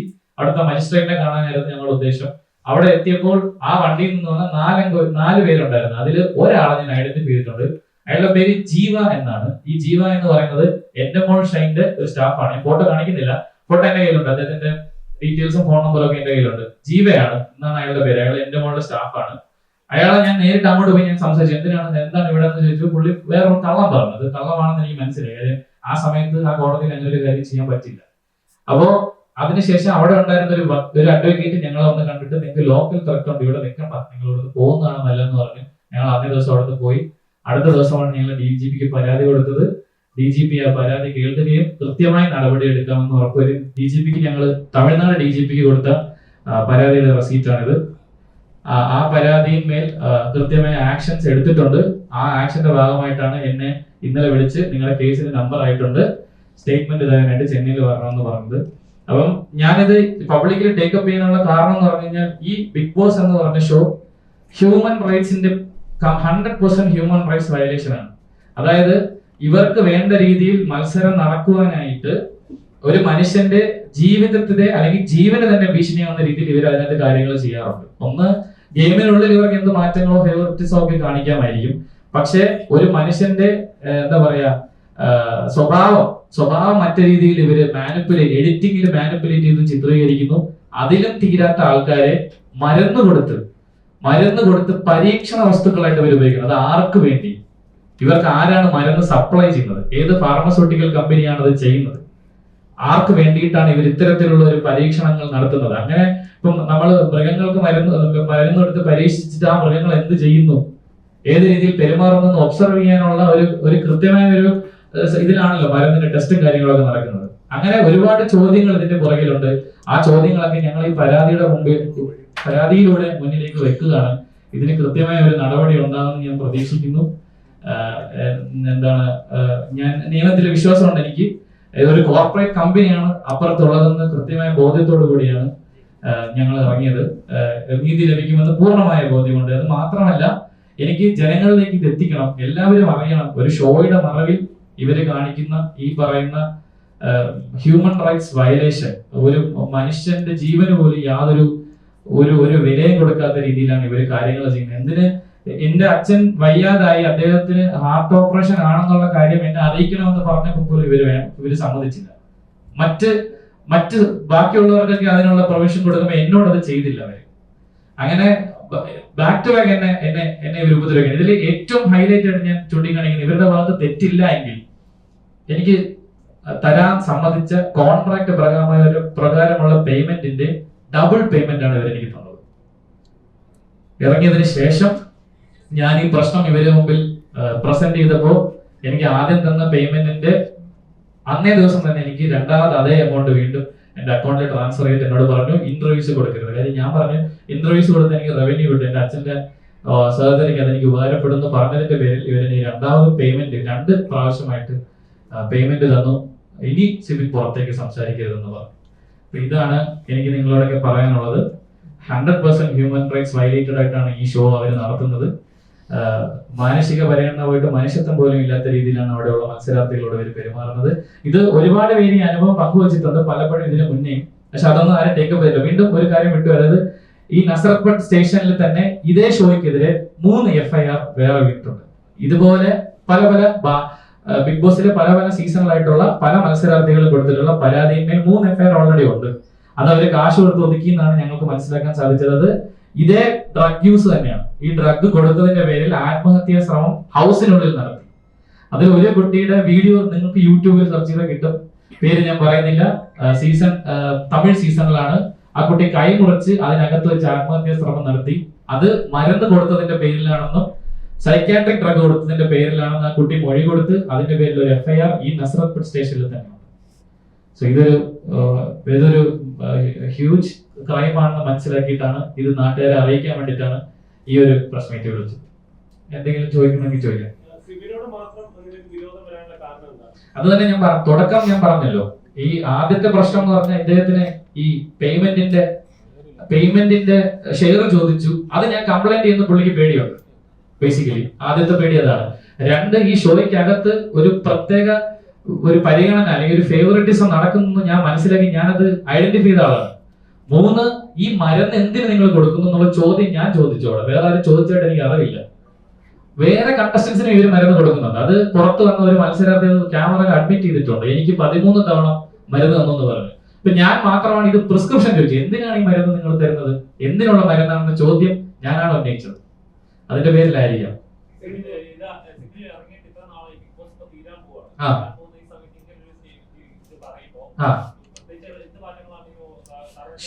ഇനി ഈ ഷോ ഇതോടെ തീരുന്നില്ല എന്നാണ് ഞാൻ മനസ്സിലാക്കി. ഇപ്പൊ ഇനി നടന്നാലും ഈ ഷോയ്ക്ക് അഗേൻസ്റ്റ് അല്ല ഞാൻ പറയുന്നത്. ഈ ഷോയിൽ നടക്കുന്ന ഇല്ലീഗാലിറ്റീസ് ആണ് ഞാൻ ഹൈലൈറ്റ് ചെയ്യുന്നത്. ഇത് കാരണം എത്രയോ ജീവനുകൾ ഞാൻ പറയാം, എത്രയോ ആൾക്കാരുടെ ലൈഫാണ് ഇത് കാരണം നഷ്ടപ്പെട്ടുള്ളത്. നിങ്ങളൊരു ഹിസ്റ്ററി എടുത്ത് നോക്കിയാൽ നിങ്ങൾക്ക് അറിയാൻ പറ്റും പുറകിലേക്ക്. ഇല്ല, വിളിച്ചിരുന്നില്ല. എന്നെ ഷോയിലേക്ക് തിരിച്ച് വിളിച്ചില്ല. ഞാൻ വന്നതിന് ശേഷം എന്നെ ഒരു പ്രാവശ്യം എനിക്ക് ഫോൺ കോൾ വന്നിരുന്നു. അത് ഈ പറഞ്ഞ വീക്കെൻഡ് എപ്പിസോഡിൽ വന്ന് ഈ പറയുന്ന ഒരു നോർമൽ സെൻഡ് ഓഫ് തരാം. അത് ഞാൻ മനസ്സിലാക്കിയത് ഞാൻ പുറത്തായതിനു ശേഷം എന്നെ പുറത്താക്കിയത് അനധികൃതമായി ആണെന്നുള്ള ഒരു ജനരോഷം ഉണ്ടായപ്പോ ഈ പറഞ്ഞ കാരണം കാണിക്കൽ അവിടെ എന്നെ വിളിച്ചു വരുത്തിയിട്ട് ഈ പറഞ്ഞ നേരത്തെ അദ്ദേഹം പറഞ്ഞ അതേ കാര്യങ്ങൾ ഏതാണ് എന്റെ ഫുട്ടേജസും ഡോക്ടറിന്റെ സർട്ടിഫിക്കറ്റ് ഉൾപ്പെടെ കാണിക്കാനാണ് എന്ന് ഞാൻ മനസ്സിലാക്കിയതുകൊണ്ട് ഞാൻ പോയില്ല. ഞാൻ ഇതിന്റെ നിയമവശങ്ങൾ എന്റെ അഡ്വക്കേറ്റ് ഒന്ന് നിയമപരമായിട്ടുള്ള കാര്യങ്ങൾ സംസാരിക്കും, ചോദ്യങ്ങൾ എടുക്കാം. സ്കിസോഫ്രീനിയ എന്ന് പറയുന്നത് ഒരു സിവിയർ സൈക്കാട്രിക് ആയിട്ടുള്ള ഡിസോർഡർ ആണ്. ഏതാണ് സ്കിസോഫ്രീനിയ? അതെ. അപ്പൊ അത്തരത്തിലുള്ള ഒരു കാര്യത്തിന് താങ്കൾക്ക് മരുന്ന് നൽകിയതുമായി ബന്ധപ്പെട്ട്, അതായത് താങ്കൾ ഈ പ്രിസ്ക്രിപ്ഷൻ പരിശോധിച്ചപ്പോൾ നമുക്കിപ്പോ ഡോക്ടർമാരോടൊക്കെ സംസാരിച്ചാൽ ഏത് മരുന്നാണെന്ന് നമുക്ക് കണ്ടുപിടിക്കാൻ കഴിയും. അപ്പൊ ഇതുമായി ബന്ധപ്പെട്ട മരുന്നാണ് താങ്കൾക്ക് നൽകിയിരുന്നത്? അതെ, ഞാൻ പറഞ്ഞു. ഒലാൻസപ്പ എന്ന് പറഞ്ഞ മരുന്ന് അതിന് ഉപയോഗിക്കുന്നതാണ്. ഞാൻ നേരത്തെ എടുത്ത് പറഞ്ഞു. അതെ, ഞാൻ പറഞ്ഞല്ലോ. ആദ്യം അവരവിടെ നിർബന്ധമായി നീ മരുന്ന് കഴിക്കണം എന്ന് പറഞ്ഞു. ആ 3 പേര് നിർബന്ധമായി മരുന്ന് കഴിക്കണം എന്ന് പറഞ്ഞു. അതിന് മുന്നേ എന്നോട് ഇത് ഉറക്ക ഗുളികയെന്ന് പറഞ്ഞ് തെറ്റിദ്ധരിപ്പിച്ചാണ് കഴിപ്പിച്ചത്. അറിയാം. പുറത്തു പോകാൻ നിവൃത്തിയില്ല. എന്നെ വെളിയിൽ വിടില്ല അവര്. എനിക്ക് വെളിയിൽ വരാം. എനിക്ക് ആരെ അറിയിക്കാനുള്ള ഓപ്ഷൻ പോലും ഇല്ല. ഒരു മൊബൈൽ ഫോണും ഇല്ല. അവിടെ ആ ജനൽ തുറന്നു കഴിഞ്ഞാൽ ഒരു വലിയ ഗ്രൗണ്ട് മാത്രമാണുള്ളത് ആ ഹോട്ടലിൽ.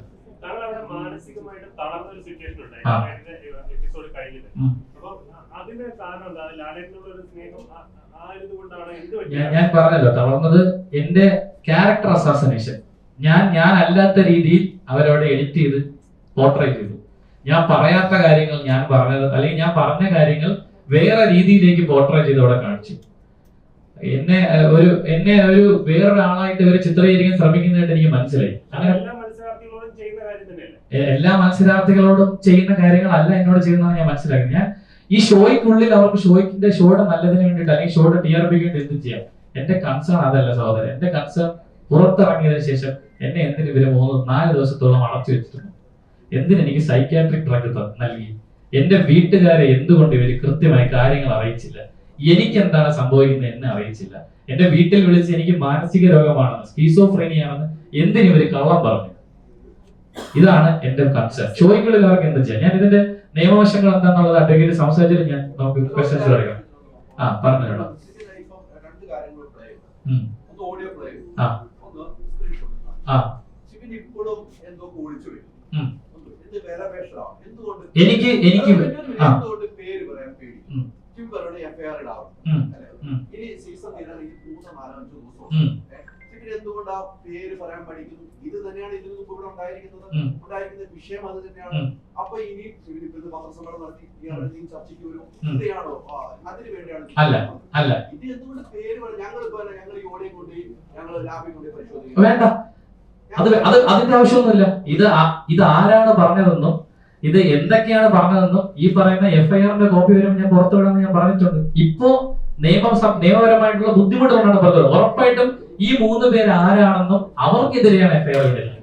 പക്ഷേ ഈ പറഞ്ഞ ഓഡിയോയിലുള്ള ഈ സംഭവം ഉണ്ടല്ലോ, മാധ്യമങ്ങളോട് പ്രതികരിക്കുക എന്നുള്ളത് ഇതെല്ലാം കണ്ടസ്റ്റൻസിനോട് അവർ പറയുന്ന ഒരു പോയിന്റ് ആണ്. പുറത്തിറങ്ങിയ രതീഷ് ആണെങ്കിലും പുറത്തിറങ്ങിയ ശേഷം മീഡിയാസിനോട് വൈറ്റ് കിട്ടിയ ശേഷം രതീഷിനോട് പറഞ്ഞ് മീഡിയാസിനോട് സംസാരിക്കുന്നത് അത് അങ്ങനെ കിട്ടുന്ന ഒരു വാണിംഗ് ആയിട്ട് കണക്കൂട്ടി. അത് മാത്രമല്ല, അതൊന്ന് തുടങ്ങി പിന്നെ അങ്ങോട്ടുള്ള കാര്യങ്ങൾ ഞാൻ പറയുന്നുണ്ട്. അത് മാത്രം ഞാൻ സ്ക്രീൻഷോട്ട് കാണിച്ചില്ലേ, അതുകൊണ്ട് അത് പുറത്തുവിടില്ലേ? ഉറപ്പായിട്ടും അത് ഈ പറഞ്ഞ പോലെ നിയമപരമായിട്ടുള്ള കാര്യങ്ങൾ അതിലുള്ളത് കൊണ്ടാണ് അത് വിടാതെ. ഉറപ്പായിട്ടും ആ FIR എന്തായാലും പ്രതികളുടെ പേരുണ്ടാവും. അല്ല, അത് പേര് ഒരു അപ്പൊ പിന്നെ ഞാനായിട്ട് പുറത്ത് പറയേണ്ട കാര്യമല്ല. ഇപ്പം ഞാൻ പറയുന്നതിന്റെ പേരിൽ നിയമപരമായിട്ടുള്ള ബുദ്ധിമുട്ടുകൾ ഉള്ളതുകൊണ്ടാണ് ഇപ്പൊ പറയാത്തത്. എനിക്ക് ഞാൻ ഒരു കാര്യം ക്ലിയർ ആയി. അല്ല, ഇത് ഒരുപാട് ദിവസം ഇല്ലല്ലോ ചേട്ടാ. ഞാൻ പറഞ്ഞ പേര് പറയാത്തത് എനിക്ക് കാശ് വേണ്ട. ഇവരുമായിട്ടുള്ള ഒരു സെറ്റിൽമെന്റിന് ഞാൻ തയ്യാറല്ല. ഓൾറെഡി അത് കഴിഞ്ഞു, ഇനി അതില്ല. ആ ഒരു ആവശ്യം എനിക്കില്ല. അതിന് ഞാൻ അവരുടെ മുമ്പിൽ ഇരുന്ന് കൊടുക്കില്ല. ഇല്ലീഗലായിട്ട് കൺസൾട്ട് ചെയ്ത ഡോക്ടറുടെ പേര് സാവന്ത്, ഡോക്ടർ സാവന്ത്, സൈക്യാട്രിസ്റ്റ് എന്നാണ് എന്നെ പരിചയപ്പെടുത്തിയത്. എനിക്കറിയില്ല. സാവന്ത് എന്നാണ് അയാളുടെ പേര് പറഞ്ഞത് എന്നോട് കേട്ടോ. എന്താണ്? ഇല്ല, അങ്ങനെ ഇദ്ദേഹമാണ് ഈ ബിഗ് ബോസ് തുടങ്ങിയ കാലം മുതൽ മത്സരാർത്ഥികളുമായി സംസാരിക്കുന്ന എനിക്ക് മനസ്സിലായി. ഇത് ഒരു കാര്യം കൂടെ പറയാം. ഇതേ സാവന്ത് ഡോക്ടർ തന്നെയാണ് ഞങ്ങൾ കയറുന്നതിന് മുന്നേ നമുക്കൊരു സൈക്കോളജിക്കൽ കൺസൾട്ടേഷൻ ഉണ്ട്. 1 മണിക്കൂറോളം ഇയാൾ എന്നോട് സംസാരിച്ചപ്പോ എന്റെ ജീവിതത്തിൽ ഉണ്ടായ എല്ലാ കാര്യങ്ങളും ഞാൻ ഇയാളോട് തുറന്നു പറഞ്ഞു. ഇയാൾ തുടങ്ങിയപ്പോ എന്നോട് പറഞ്ഞത് ഇതൊരു പ്രൈവറ്റ് കോൺവെർസേഷൻ ആണ്. ഇപ്പോൾ സിബിൻ പുറത്ത് പറയുന്ന ഒരു കാര്യങ്ങളും ഞാൻ മറ്റാരുമായി സംസാരിക്കില്ല. അതെന്റെ മെഡിക്കൽ എത്തിക്സ് ആണ്. ഞാൻ പറയില്ല എന്ന് പറഞ്ഞ പേരില് എനിക്ക് ജീവിതത്തിൽ ഉണ്ടായ എല്ലാ കാര്യങ്ങളും നിങ്ങൾക്ക് എല്ലാവർക്കും ഒരു ഇറക്ക കേട്ടിലുകളൊക്കെ ഉണ്ടാവും. അപ്പൊ എനിക്കുണ്ടായ ഇറക്കം, ആ ബുദ്ധിമുട്ട് സമയങ്ങളെല്ലാം ഞാൻ കൃത്യമായി ഇയാളോട് പറഞ്ഞു. അതെല്ലാം അതിൽ ഒട്ടുമിക്ക കാര്യങ്ങളും ഇവര് ഈ പറയുന്ന ഗെയിം സമയത്ത് എനിക്കതിൽ ഉപയോഗിച്ചു. അത് ഒരു കാര്യം, അതായത് ഈ പ്രിൻസിപ്പിൾ ഓഫ് കോൺഫിഡൻഷ്യാലിറ്റി ബ്രേക്ക് ചെയ്തൊരു സൈക്കാട്രിസ്റ്റ് ആണെന്ന് താങ്കൾ പറയുന്നു. താങ്കൾക്ക് ഇല്ലീഗലായിട്ട് മെഡിസിൻ തരാൻ വേണ്ടി നിന്ന ആളാണെന്ന് പറയുന്നു. സ്വാഭാവികമായും ഒരു പരാതി നൽകുമ്പോൾ ഏറ്റവും പ്രധാനമായിട്ടുള്ള ഒരു ആളായി അദ്ദേഹം വരേണ്ടതാണ്. FIR അദ്ദേഹത്തെയാണോ പ്രധാനമായും താങ്കൾ ഉൾപ്പെടുത്താൻ ഒരു പ്രധാന കൺസേൺ അല്ലേ? താങ്കളുടെ മെന്റൽ ഹെൽത്ത് തകർത്തു എന്ന് പറയുന്ന ഒരാളെ ഏറ്റവും പ്രധാനമായി താങ്കൾ ഉയർത്തി കാണിക്കാൻ ഉദ്ദേശിക്കുന്നത്? തീർച്ചയായും ഞാൻ സ്റ്റേറ്റ്മെന്റ് കൊടുക്കുമ്പോൾ അദ്ദേഹത്തിന്റെ പേര് തീർച്ചയായും പറയും. അല്ല, ഏഷ്യാനെറ്റിന്റെ ആളാണ്. അതെ, ഈ ഷോയുമായി ബന്ധപ്പെട്ട ആളാണ്. ഈ ഷോയുമായി എന്നോട് കമ്മ്യൂണിക്കേഷൻസ് നടത്തിയ ആളാണ്. തുടക്കം മുതൽ കമ്മ്യൂണിക്കേഷൻ നടത്തിയ ആളാണ് ഇദ്ദേഹം തന്നെയാണ്. 50% ആണ് പറഞ്ഞത്. കൃത്യമായിട്ട് വേണം. ഇല്ല, ഞാൻ വളരെ മാന്യമായി പറഞ്ഞാ അങ്ങനെ അതിന്റെ ആവശ്യമില്ലല്ലോ. എനിക്ക് ഓൾറെഡി ഈ ചാനലിൽ ഞാൻ വേറൊരു പരിപാടി ചെയ്യുന്നുണ്ട്. അതിൽ കിട്ടുന്നതിൽ നിന്ന് കുറച്ച് തുക കൂട്ടിയാണ് ഇപ്പൊ ഇവര് പറഞ്ഞത്. സ്വാഭാവികമായിട്ടും ആ ഷോ രാവിലെ പോയി വൈകുന്നേരം തിരിച്ചു വരുന്ന ഒരു ഷോയാണ്. ഇത് 24 hours നിൽക്കുന്ന ഒരു ഷോ ആകുമ്പോൾ കൂടുതൽ പേയ്മെന്റ് തരണം. മാന്യമായി ഞാനൊരു അത്രയും പേയ്മെന്റ് അർഹിക്കുന്നില്ല എന്നുള്ള ചോദ്യം ഞാൻ അദ്ദേഹത്തിനോട് ചോദിച്ചു. ഇല്ല, അതിന് ആ സമയത്ത് നമുക്ക് ഇങ്ങനെയൊക്കെ ഉണ്ടാവും അറിയില്ല. താങ്കൾക്ക് പേയ്മെന്റ് സെറ്റ് ചെയ്തിട്ടാണ് ഒരു കോൺട്രാക്ട് ആയിട്ടാണ് താങ്കൾ പോകുന്നത്. അതിനുശേഷം പുറത്തിറങ്ങിയതിന് ശേഷം സംസാരിക്കാതിരിക്കുവാൻ വേണ്ടി താങ്കൾക്ക് അത്രയും കൂടി പേയ്മെന്റ് വീണ്ടും തന്നു എന്ന് പറയുന്നു. അത് താങ്കൾ അതിനെ ഓൺ ചെയ്തോ? അതായത് തന്നു കഴിഞ്ഞാൽ ഞാൻ മിണ്ടാതിരിക്കാമെന്ന് പറയുന്നത് ഒരു തരത്തിലുള്ള കമ്മ്യൂണിക്കേഷനും ഇല്ലാതെ ചുമ്മാ പൈസ അയക്കുകയായിരുന്നു? ഇല്ല, ഞാൻ പറയാം. എന്താന്ന് വെച്ച് കഴിഞ്ഞാൽ എന്നോട് ആദ്യം ഇവർ ആവശ്യപ്പെട്ടത് ഈ കോൺട്രാക്ട് ബേസിൽ ഇൻവോയ്സ് ആദ്യം എനിക്ക് പേയ്മെന്റ് തന്നില്ല ഇവർ കേട്ടോ. എന്റെ കൂടെ ഉണ്ടായിരുന്ന മത്സരാർത്ഥികൾക്കൊക്കെ ഇവര് പേയ്മെന്റ് റിലീസ് ചെയ്തു എന്ന് ഞാൻ അറിഞ്ഞു. നമ്മൾ സംസാരിക്കുന്നവരാണല്ലോ. അറിഞ്ഞപ്പോ ഞാൻ ഇവരുമായി ബന്ധപ്പെട്ടു എന്റെ പേയ്മെന്റ് എന്തായി. അപ്പൊ ഇവര് പ്രോസസ് ചെയ്യുകയാണെന്ന് പറഞ്ഞു. ഞാൻ പറഞ്ഞ അങ്ങനെയല്ല. ഞാൻ രണ്ടാമത് വിളിച്ചപ്പോൾ ഇവര് വീണ്ടും പ്രോസസ് ചെയ്യുകയാണെന്ന് പറഞ്ഞു. അപ്പൊ കൂടെയുള്ള എന്റെ കൂടെ ഇറങ്ങിയ മത്സരാർത്ഥിക്ക് കാശ് കിട്ടി. 2 ആഴ്ചത്തെ പേയ്മെന്റ് അഡ്വാൻസ് ആയിട്ട് കിട്ടുന്നതാണെന്ന് എനിക്ക് അറിയാം. അപ്പൊ എനിക്ക് മനസ്സിലായി ഇവരെ കബളിപ്പിക്കാൻ ശ്രമിക്കുന്നതാണെന്ന് പറഞ്ഞപ്പോൾ ഞാൻ ഇവർക്ക് ഒരു ഇമെയിൽ അയച്ചു. ഇമെയിലിൽ ഇതായിരുന്നു അതിന്റെ ഒഫീഷ്യൽ ഇമെയിലാണ്. ഈ ചാനലിന്റെ ബിസിനസ് ഹെഡിനാണ് ഞാൻ ഇമെയിൽ അഡ്രസ് ചെയ്തിരിക്കുന്നത്. അദ്ദേഹത്തിനോട് ഞാൻ പറഞ്ഞത് എന്റെ അച്ഛന് ബുദ്ധിമുട്ടുണ്ട്, ഞാനൊരു ജീവിതത്തിൽ ഒരു മോശമായ അവസ്ഥയിലൂടെ കടന്നു പോവുകയാണ്, അപ്പൊ എനിക്ക് പേയ്മെന്റ് ഇമ്മീഡിയറ്റ്ലി റിലീസ് ചെയ്ത് കിട്ടണമെന്ന് പറഞ്ഞു. അപ്പം എന്നോട് ഇവർ ഇൻവോയ്സ് ഞാൻ ഓൾറെഡി കൊടുത്തിട്ടുണ്ട്. ഇവര് രണ്ടാമത് എന്നോട് ഒരു ഇൻവോയ്സ് ആവശ്യപ്പെട്ട് ഇവരുടെ തന്നെ എക്സ്റ്റേണൽ ഒരു പ്രൊഡക്ഷൻ ഹൗസ് ഉണ്ട്, ആ പ്രൊഡക്ഷൻ ഹൗസിന്റെ പേരിൽ ഒരു ഇൻവോയ്സ് കൂടെ വേണമെന്ന് അന്ന് പറഞ്ഞതിന്റെ പേരിൽ ഞാൻ മറ്റൊരു ഇൻവോയ്സ് അയച്ചു. അപ്പൊ ഈ ആദ്യം കൊടുത്ത ഇൻവോയ്സിന്റെ പേയ്മെന്റും രണ്ടാമത് ഇൻവോയ്സിന്റെ പേയ്മെന്റുമായിട്ട് 2 പേയ്മെന്റാണ് എനിക്ക് തന്നത്. എന്നിട്ട് അതിനുശേഷം പുറകിൽ നിന്ന് എനിക്കൊരു കോൾ വന്നിട്ടുണ്ട്. ആ കോൾ വിളിച്ചത് ഇദ്ദേഹം തന്നെയാണ്. ഇദ്ദേഹം പറഞ്ഞത് ഇനി ദയവ് ചെയ്ത് ഇന്റർവ്യൂസ് ഒന്നും കൊടുത്ത് കാശ് മേടിക്കരുത്, ഈ കാശ് നിനക്ക് ഡിസേർവ് ചെയ്യണം. ഞാൻ പറഞ്ഞു സാർ, ഞാൻ ആഗ്രഹിക്കുന്നതിൽ നിന്നും 1 രൂപ പോലും എനിക്ക് കൂടുതൽ വേണ്ട എന്ന് ഞാൻ അവരോട് കൃത്യമായി പറഞ്ഞു. ആ കാശ് ഞാൻ ഉപയോഗിച്ചിട്ടില്ല. എന്നോട് ഇദ്ദേഹം ഞാൻ ആ ദിവസം മുതൽ എന്നോട് ഈ ഏഷ്യാനെറ്റിന്റെ ഈ ചാനലിന്റെ ഒരു കൺസേൺ ആള് സംസാരിക്കാമെന്ന് പറയുന്നുണ്ട്, ഇതുവരെ ഉണ്ടായിട്ടില്ല. സംസാരിക്കുന്ന സമയത്ത് ഇത് അഡ്രസ് ചെയ്യാനായിരുന്നു ഞാൻ ഇരുന്നത്.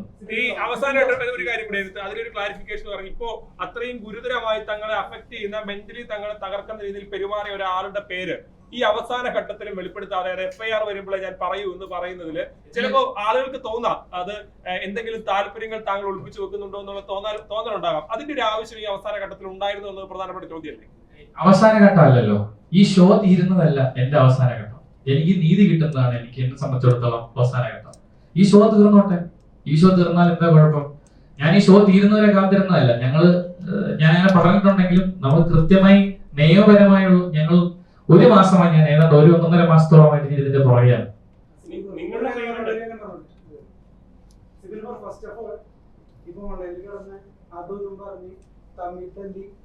ആളുകൾക്ക് കണ്ടന്റ് ഉണ്ടാക്കി കൊടുക്കാതെ നിയമപരമായിട്ട് മുന്നോട്ട് പോയതില് ഫസ്റ്റ് ഓഫ് ഓൾ അഭിനന്ദനം. ഓൺലൈൻ മീഡിയനോട് എന്റെ മാത്രം അഭിനന്ദനങ്ങൾ. കാരണം ഓൺലൈൻ മീഡിയക്ക് നിയമപരമായിട്ട് ഒന്നും ചെയ്യാൻ പറ്റില്ല, അതങ്ങനെ പറയുള്ളൂ. ബ്രോ, അപ്പൊ ഇനി FIR പുറത്തു വരാതെ ഇപ്പൊ നമുക്ക് കൂടുതൽ കാര്യങ്ങൾ പറയാൻ പറ്റില്ല. ഇപ്പൊ ദിലീപേട്ടൻ നടന്ന കേസുകളിൽ അവര് പല കാര്യങ്ങളും പുറത്തു വരാത്തത് FIR വരാത്തതൊക്കെ പല കാര്യങ്ങളും കൊണ്ടാണ്. അപ്പൊ നിയമം അങ്ങനെയാണ് പ്രവർത്തിക്കുന്നത്. അപ്പൊ ബിയാസന എന്ന് പറഞ്ഞിട്ടുള്ള ആള് ഇത്രയൊക്കെ കാര്യങ്ങള് സിബിന്റെ അടുത്ത് ഉണ്ടായിട്ടും എന്തുകൊണ്ടാണ് സിബിൻ നിയമപരമായിട്ട് പോയില്ല എന്ന് പറഞ്ഞു കേട്ടു. ഇപ്പൊ സിബിൻ നിയമപരമായിട്ട് പോയിരിക്കുന്നു. അപ്പൊ സത്യങ്ങളൊക്കെ അറിയുന്നതുകൊണ്ടാണോ സിബിനെ ഒരു മാനസിക രോഗിയാക്കി ചിത്രീകരിക്കുന്നത്? എക്സാക്ട്ലി അത് തന്നെയാണ് കാര്യം. അതായത് എനിക്ക് കാര്യങ്ങളൊക്കെ അറിയാം. ഞാൻ ഈ കാര്യങ്ങളൊക്കെ പുറത്തു പറഞ്ഞാൽ ഒരു മാനസിക രോഗിയാണ് നിങ്ങളോട് സംസാരിക്കുന്നത്, ആ മാനസിക രോഗി പറയുന്നത് കേൾക്കണ്ട, വകവെക്കണ്ട എന്നുള്ളൊരു ഇമേജ് എനിക്ക് ഉണ്ടാക്കി തരാനാണ് ഈ ഷോ ശ്രമിച്ചത്. വളരെ കൃത്യമായി. ഒരാൾ ചോദിച്ചു, ആരാ ചോദിച്ചു?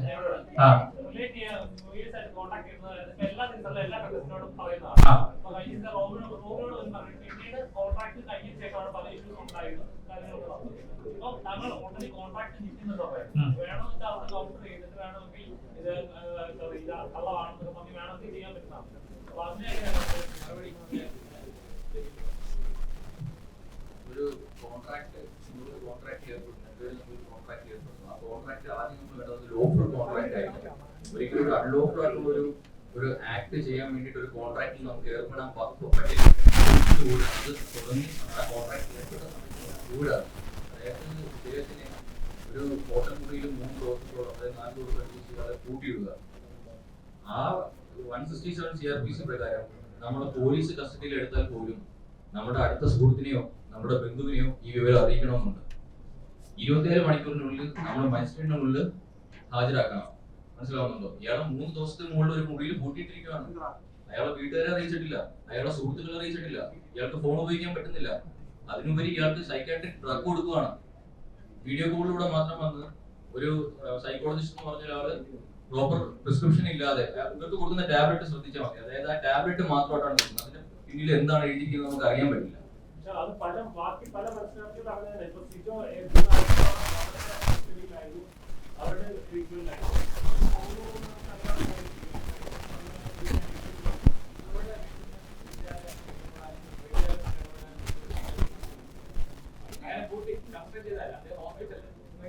ഹോട്ടൽ മുറിയിലാണല്ലോ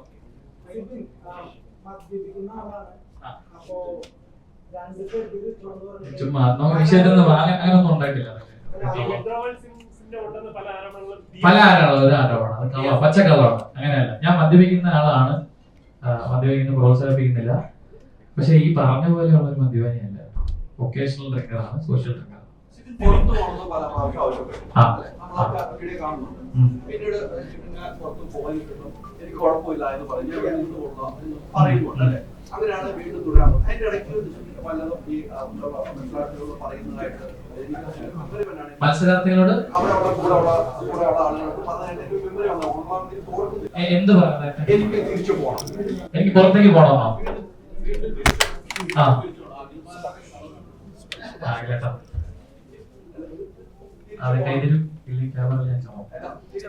തിരിച്ചു പോകണമെന്ന് പറയുന്നു. ആ, ഈ മരുന്ന് തന്നതിന് ശേഷം താങ്കൾ ഉറങ്ങാൻ കഴിഞ്ഞു.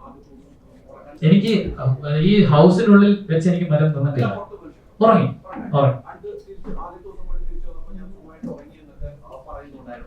ഇല്ല, ഞാൻ ഹൗസിനുള്ളിൽ വന്നിട്ട് ഞാൻ ഉറങ്ങിയിട്ട് പറഞ്ഞിട്ടില്ല.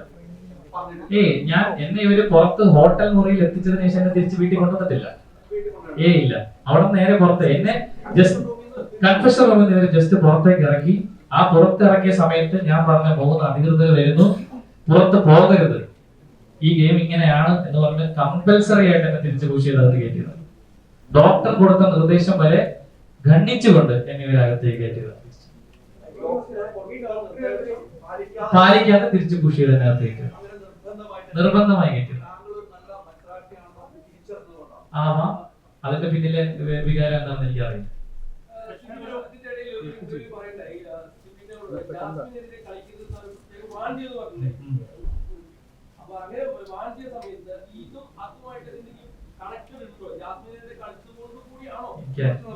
നമുക്ക് വിഷയം ഇതിൽ നടക്കണം. ഞാൻ പറഞ്ഞ എനിക്ക് അറിയില്ല, ഇതൊക്കെ ഞാനല്ലല്ലോ മറുപടി പറയുന്നത്. ഇത് ആ സൈഡിൽ നിൽക്കുന്നവരാണ് ഇതിന് മറുപടി പറയുന്നത്.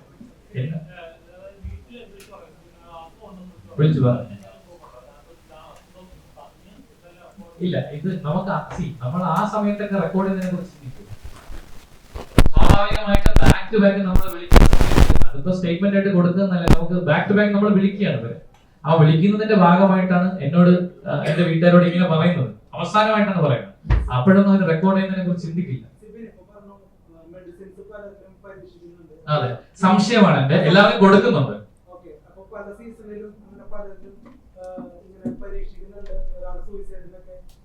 അതെ, തമിഴ് സീസണിലുണ്ട്. അതെ, ഉണ്ടാവാം, അന്വേഷണത്തിൽ തെളിയട്ടെ, ഉണ്ടാവാം. അറിയില്ല, ഞാൻ പറഞ്ഞല്ലോ, ഞാൻ പ്രിസ്ക്രിപ്ഷൻ ചോദിച്ചിട്ട് ഈ നിമിഷം വരെ എനിക്ക് ഇവർ തന്നിട്ടില്ല.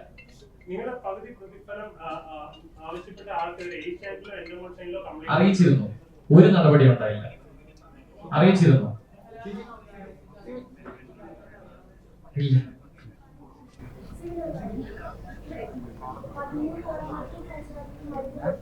അതെ,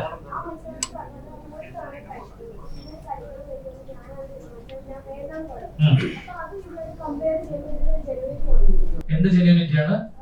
അല്ല, ഞാൻ പരാതി ഉന്നയിച്ച കാര്യം തന്നെയാണ്. എന്നെ നിർബന്ധിച്ചാണ് കഴിപ്പിച്ചത്. എന്നത് പറഞ്ഞു, എന്നെ നിർബന്ധിച്ചാണ്. കഴിച്ചാൽ മാത്രമേ അകത്തേക്ക് പോകാൻ സാധിക്കുള്ളൂ.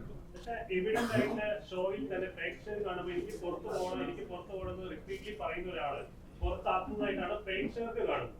പക്ഷെ പ്രേക്ഷകർക്ക് നോക്കുമ്പോൾ അതിനകത്തൊരു ഡൗട്ടും കാര്യങ്ങളും ഇല്ല.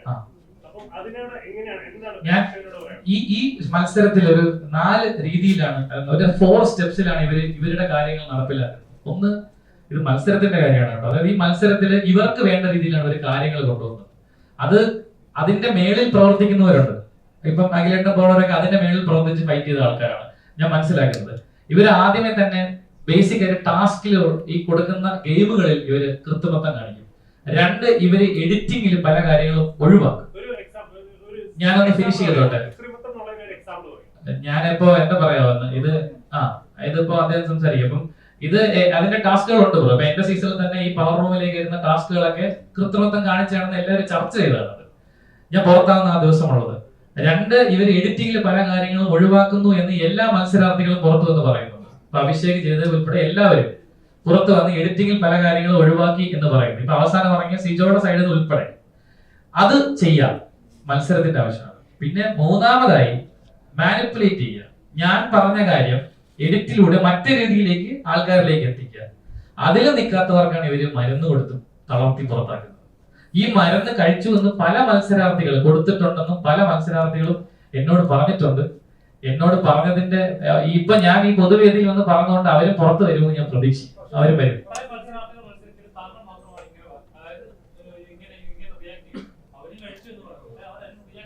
ഇനി വരുമെന്ന് ഞാൻ പ്രതീക്ഷിക്കുന്നു. ഇപ്പൊ നമ്മൾ നിയമപരം കാര്യം എല്ലാവരും ഇവര് അടച്ചുപൂട്ടിയിരുന്നത് ബ്രോ ഈ നിയമപരമായിട്ട് കോൺട്രാക്ട് എന്ന് പറഞ്ഞാണ് എല്ലാവരും ഇവര് പീഡിപ്പിക്കുന്നത്. കോൺട്രാക്ട് അതെ, എനിക്ക് അറിയില്ല. ഉറക്ക ഗുളിക എന്ന് പറഞ്ഞാണോ അത് സ്കീസോഫ്രീനിയുടെ മരുന്ന്. ഇതെല്ലാം ഒരു കാണാൻ ഒരുപോലെ തന്നെ ഇരിക്കും ബ്രോ. ഇവര് മരുന്ന് തരുന്നെന്ന് പറഞ്ഞ ഒരു ചെറിയ പീസായിട്ടാണ് തരുന്നത്. അത് എന്താണെന്ന് നമുക്ക് വായിക്കാൻ പറ്റില്ല. പക്ഷെ എന്റെ ഭാഗ്യത്തിന് ഒരു അവസാന ദിവസം തന്ന മരുന്ന് ഇങ്ങനെയായിരുന്നു. ഇതിന് കൃത്യമായിട്ട് മരുന്നിന്റെ പേര് വായിക്കാൻ പറ്റും. ഒലാൻ സപ്പായൻ എന്ന് വായിക്കാൻ പറ്റും.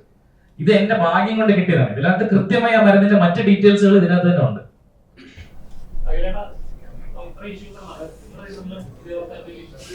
ഞാൻ ആമുഖമായിട്ടൊരു കാര്യം പറയട്ടെ. ഞാൻ പൂർണ്ണമായും സിബിന്റെ പത്രസമ്മേളനമാണ്. ഞാൻ ഇതിൽ വരുന്നത് ഈ വിഷയത്തിൽ സിബിന് ഒരു പൂർണ്ണ പിന്തുണ. പൊതുവെ ഇത്തരം വിഷയങ്ങളിൽ നമുക്കറിയാം, ഈ അവനവന്റെ കാര്യം നോക്കി ജീവിക്കുന്നവരാണ് നമുക്ക് ചുറ്റും എല്ലാവരും ഉള്ളത്. നഷ്ടങ്ങളായിട്ട് പൊതുവെ എല്ലാവരും വലിയ ഭയവുമാണ്.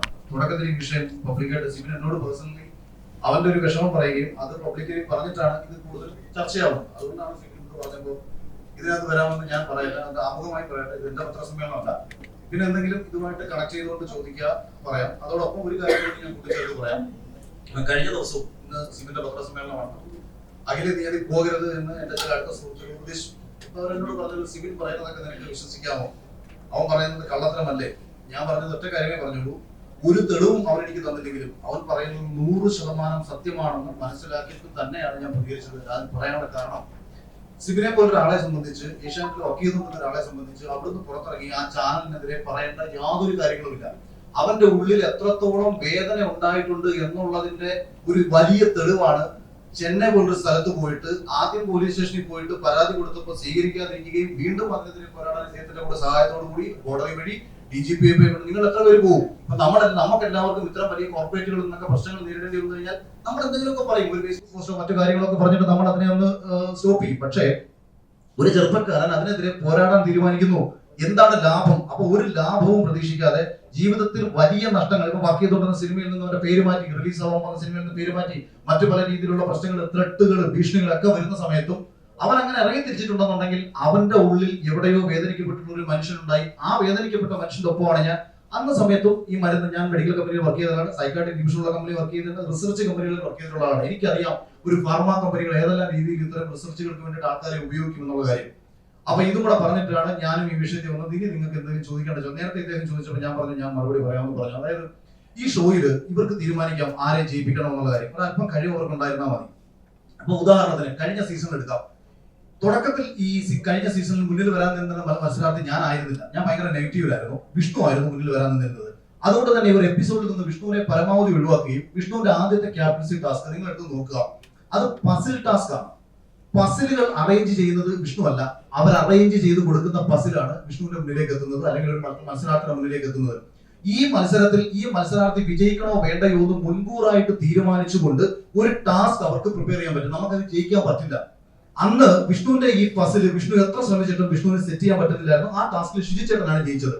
ആ ടാസ്കിൽ തന്നെ ഷിജിച്ചേട്ടന്റെ ഒപ്പം മത്സരിച്ച ഞാൻ ആരാണ് മറന്നുപോയി, ഒരാളുകൂടി ഉണ്ടായിരുന്നു. അയാളുടെ പസിലും അപ്പുറത്തിന് ആരോ റെഡിയാക്കിയിട്ട് വിഷ്ണുവിന്റെ അത് കുറെ സമയം ട്രൈ ചെയ്തപ്പോഴത്തേക്ക് ബിഗ് ബോസ് അനൗൺസ് ചെയ്തു, നിങ്ങൾ ലിവിംഗ് റൂമിലേക്ക് പോവുക. സമാനമാണ്. ഞാൻ ഇനി ഒരു രണ്ട് കാര്യം കൂടെ പറയാം. കഴിഞ്ഞ സീസണിൽ അവർ ആഗ്രഹിച്ചിരുന്ന ഒരു മത്സരാർത്ഥി ഫിനാലിൽ എത്തണമെന്നും ആ മത്സരാർത്ഥി വിജയിക്കണമെന്നും അവർക്കൊരു വ്യക്തമായ പ്ലാൻ ഉണ്ടായിരുന്നു. ആ പ്ലാന്റെ അടിസ്ഥാനത്തിൽ പക്ഷേ 63ാമത്തെ ദിവസത്തെ എവിക്ഷനിൽ ആ പർട്ടിക്കുലർ മത്സരാർത്ഥി സെക്കൻഡ് ലാസ്റ്റ് നിൽക്കുകയാണ്. വോട്ടിംഗിൽ സെക്കൻഡ് ലാസ്റ്റ് ആണ്. ഒരു പക്ഷേ വന്നാൽ എവിക്ട് ആയി പോയേക്കാം. അപ്പൊ ആ മത്സരാർത്ഥി ഇവർക്ക് സർവൈവ് ചെയ്യണമെങ്കിൽ ആ മത്സരാർത്ഥിക്ക് ജയിക്കാൻ കഴിയുന്ന ടാസ്കുകൾ കൊടുക്കുകയും മുന്നിൽ നിൽക്കുന്ന ആൾക്കാരെ പിന്നിലേക്ക് കൊണ്ടുവരികയും വേണം. അവിടെയാണ് ടിക്കറ്റ് ഫിനാലെ ടാസ്കിലേക്ക് എത്തുമ്പോൾ അതിന് തൊട്ട് മുമ്പ് ലൈഫ് ഗ്രാഫ് എന്നൊരു ടാസ്ക് വന്നു.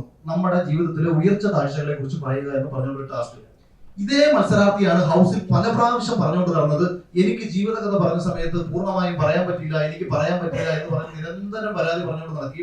ലൈഫ് ഗ്രാഫ് എന്നൊരു ടാസ്ക് കഴിഞ്ഞ സീസണിലെ ഏറ്റവും ബോറിംഗ് ടാസ്കും എന്നാൽ പാൻ ഇന്ത്യയിൽ ഹിറ്റായ ടാസ്കുമാണ്. നമ്മുടെ ഇതിന്റെ സന കഥയോടുകൂടി ഹിറ്റായ ടാസ്കുമാണ്. ഈ ടാസ്ക് ഒരിക്കലും ആരും, കാരണം നിങ്ങൾ ആലോചിച്ചു നോർമലി പോയിരുന്നെങ്കിൽ ഇത് ഭയങ്കര അത് ഓരോ ടാസ്കാ.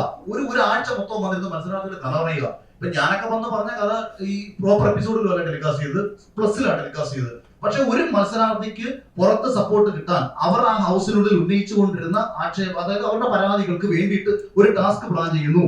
അത് കഴിഞ്ഞ് ടിക്കറ്റ് ഫിനാലെ വരുന്നു. ഇപ്പൊ എനിക്കെന്ന് പറയുന്നത് ഭയങ്കര ശാരീരികമായിട്ട് ബുദ്ധിമുട്ടുള്ള സമയമായിരുന്നു. ഒരിക്കലും എനിക്ക് ടിക്കറ്റ് ഫിനാലെ ഇവർ തന്ന ടാസ്ക് ജയിക്കാൻ പറ്റില്ല. ഷിജു ചേട്ടൻ നടുവേദന പിടിച്ചെടുക്കുന്ന ജയിക്കാൻ പറ്റില്ല. വിഷ്ണുവും മിഥുനും ഞങ്ങളുടെ സ്വഭാവം അനുസരിച്ച് ഈ രാവിലെ തൊട്ട് വൈകുന്നേരം വരെ 15-16 മണിക്കൂർ കുത്തിയിരിക്കുന്ന ടാസ്ക് ജയിക്കില്ല. പക്ഷെ 15-16 മണിക്കൂർ കുത്തിയിരുന്നാൽ ആര് വിജയിക്കുമെന്ന് അവർക്കൊരു പ്ലാൻ ഉണ്ടായിരുന്നു. ആ പ്ലാനിനെ അപ്രതീക്ഷിതമായിട്ട് മറികടന്ന ഒരാളായിരുന്നു നാദ്ര. 2 ടാസ്കിൽ നാദ്ര വിജയിച്ചു.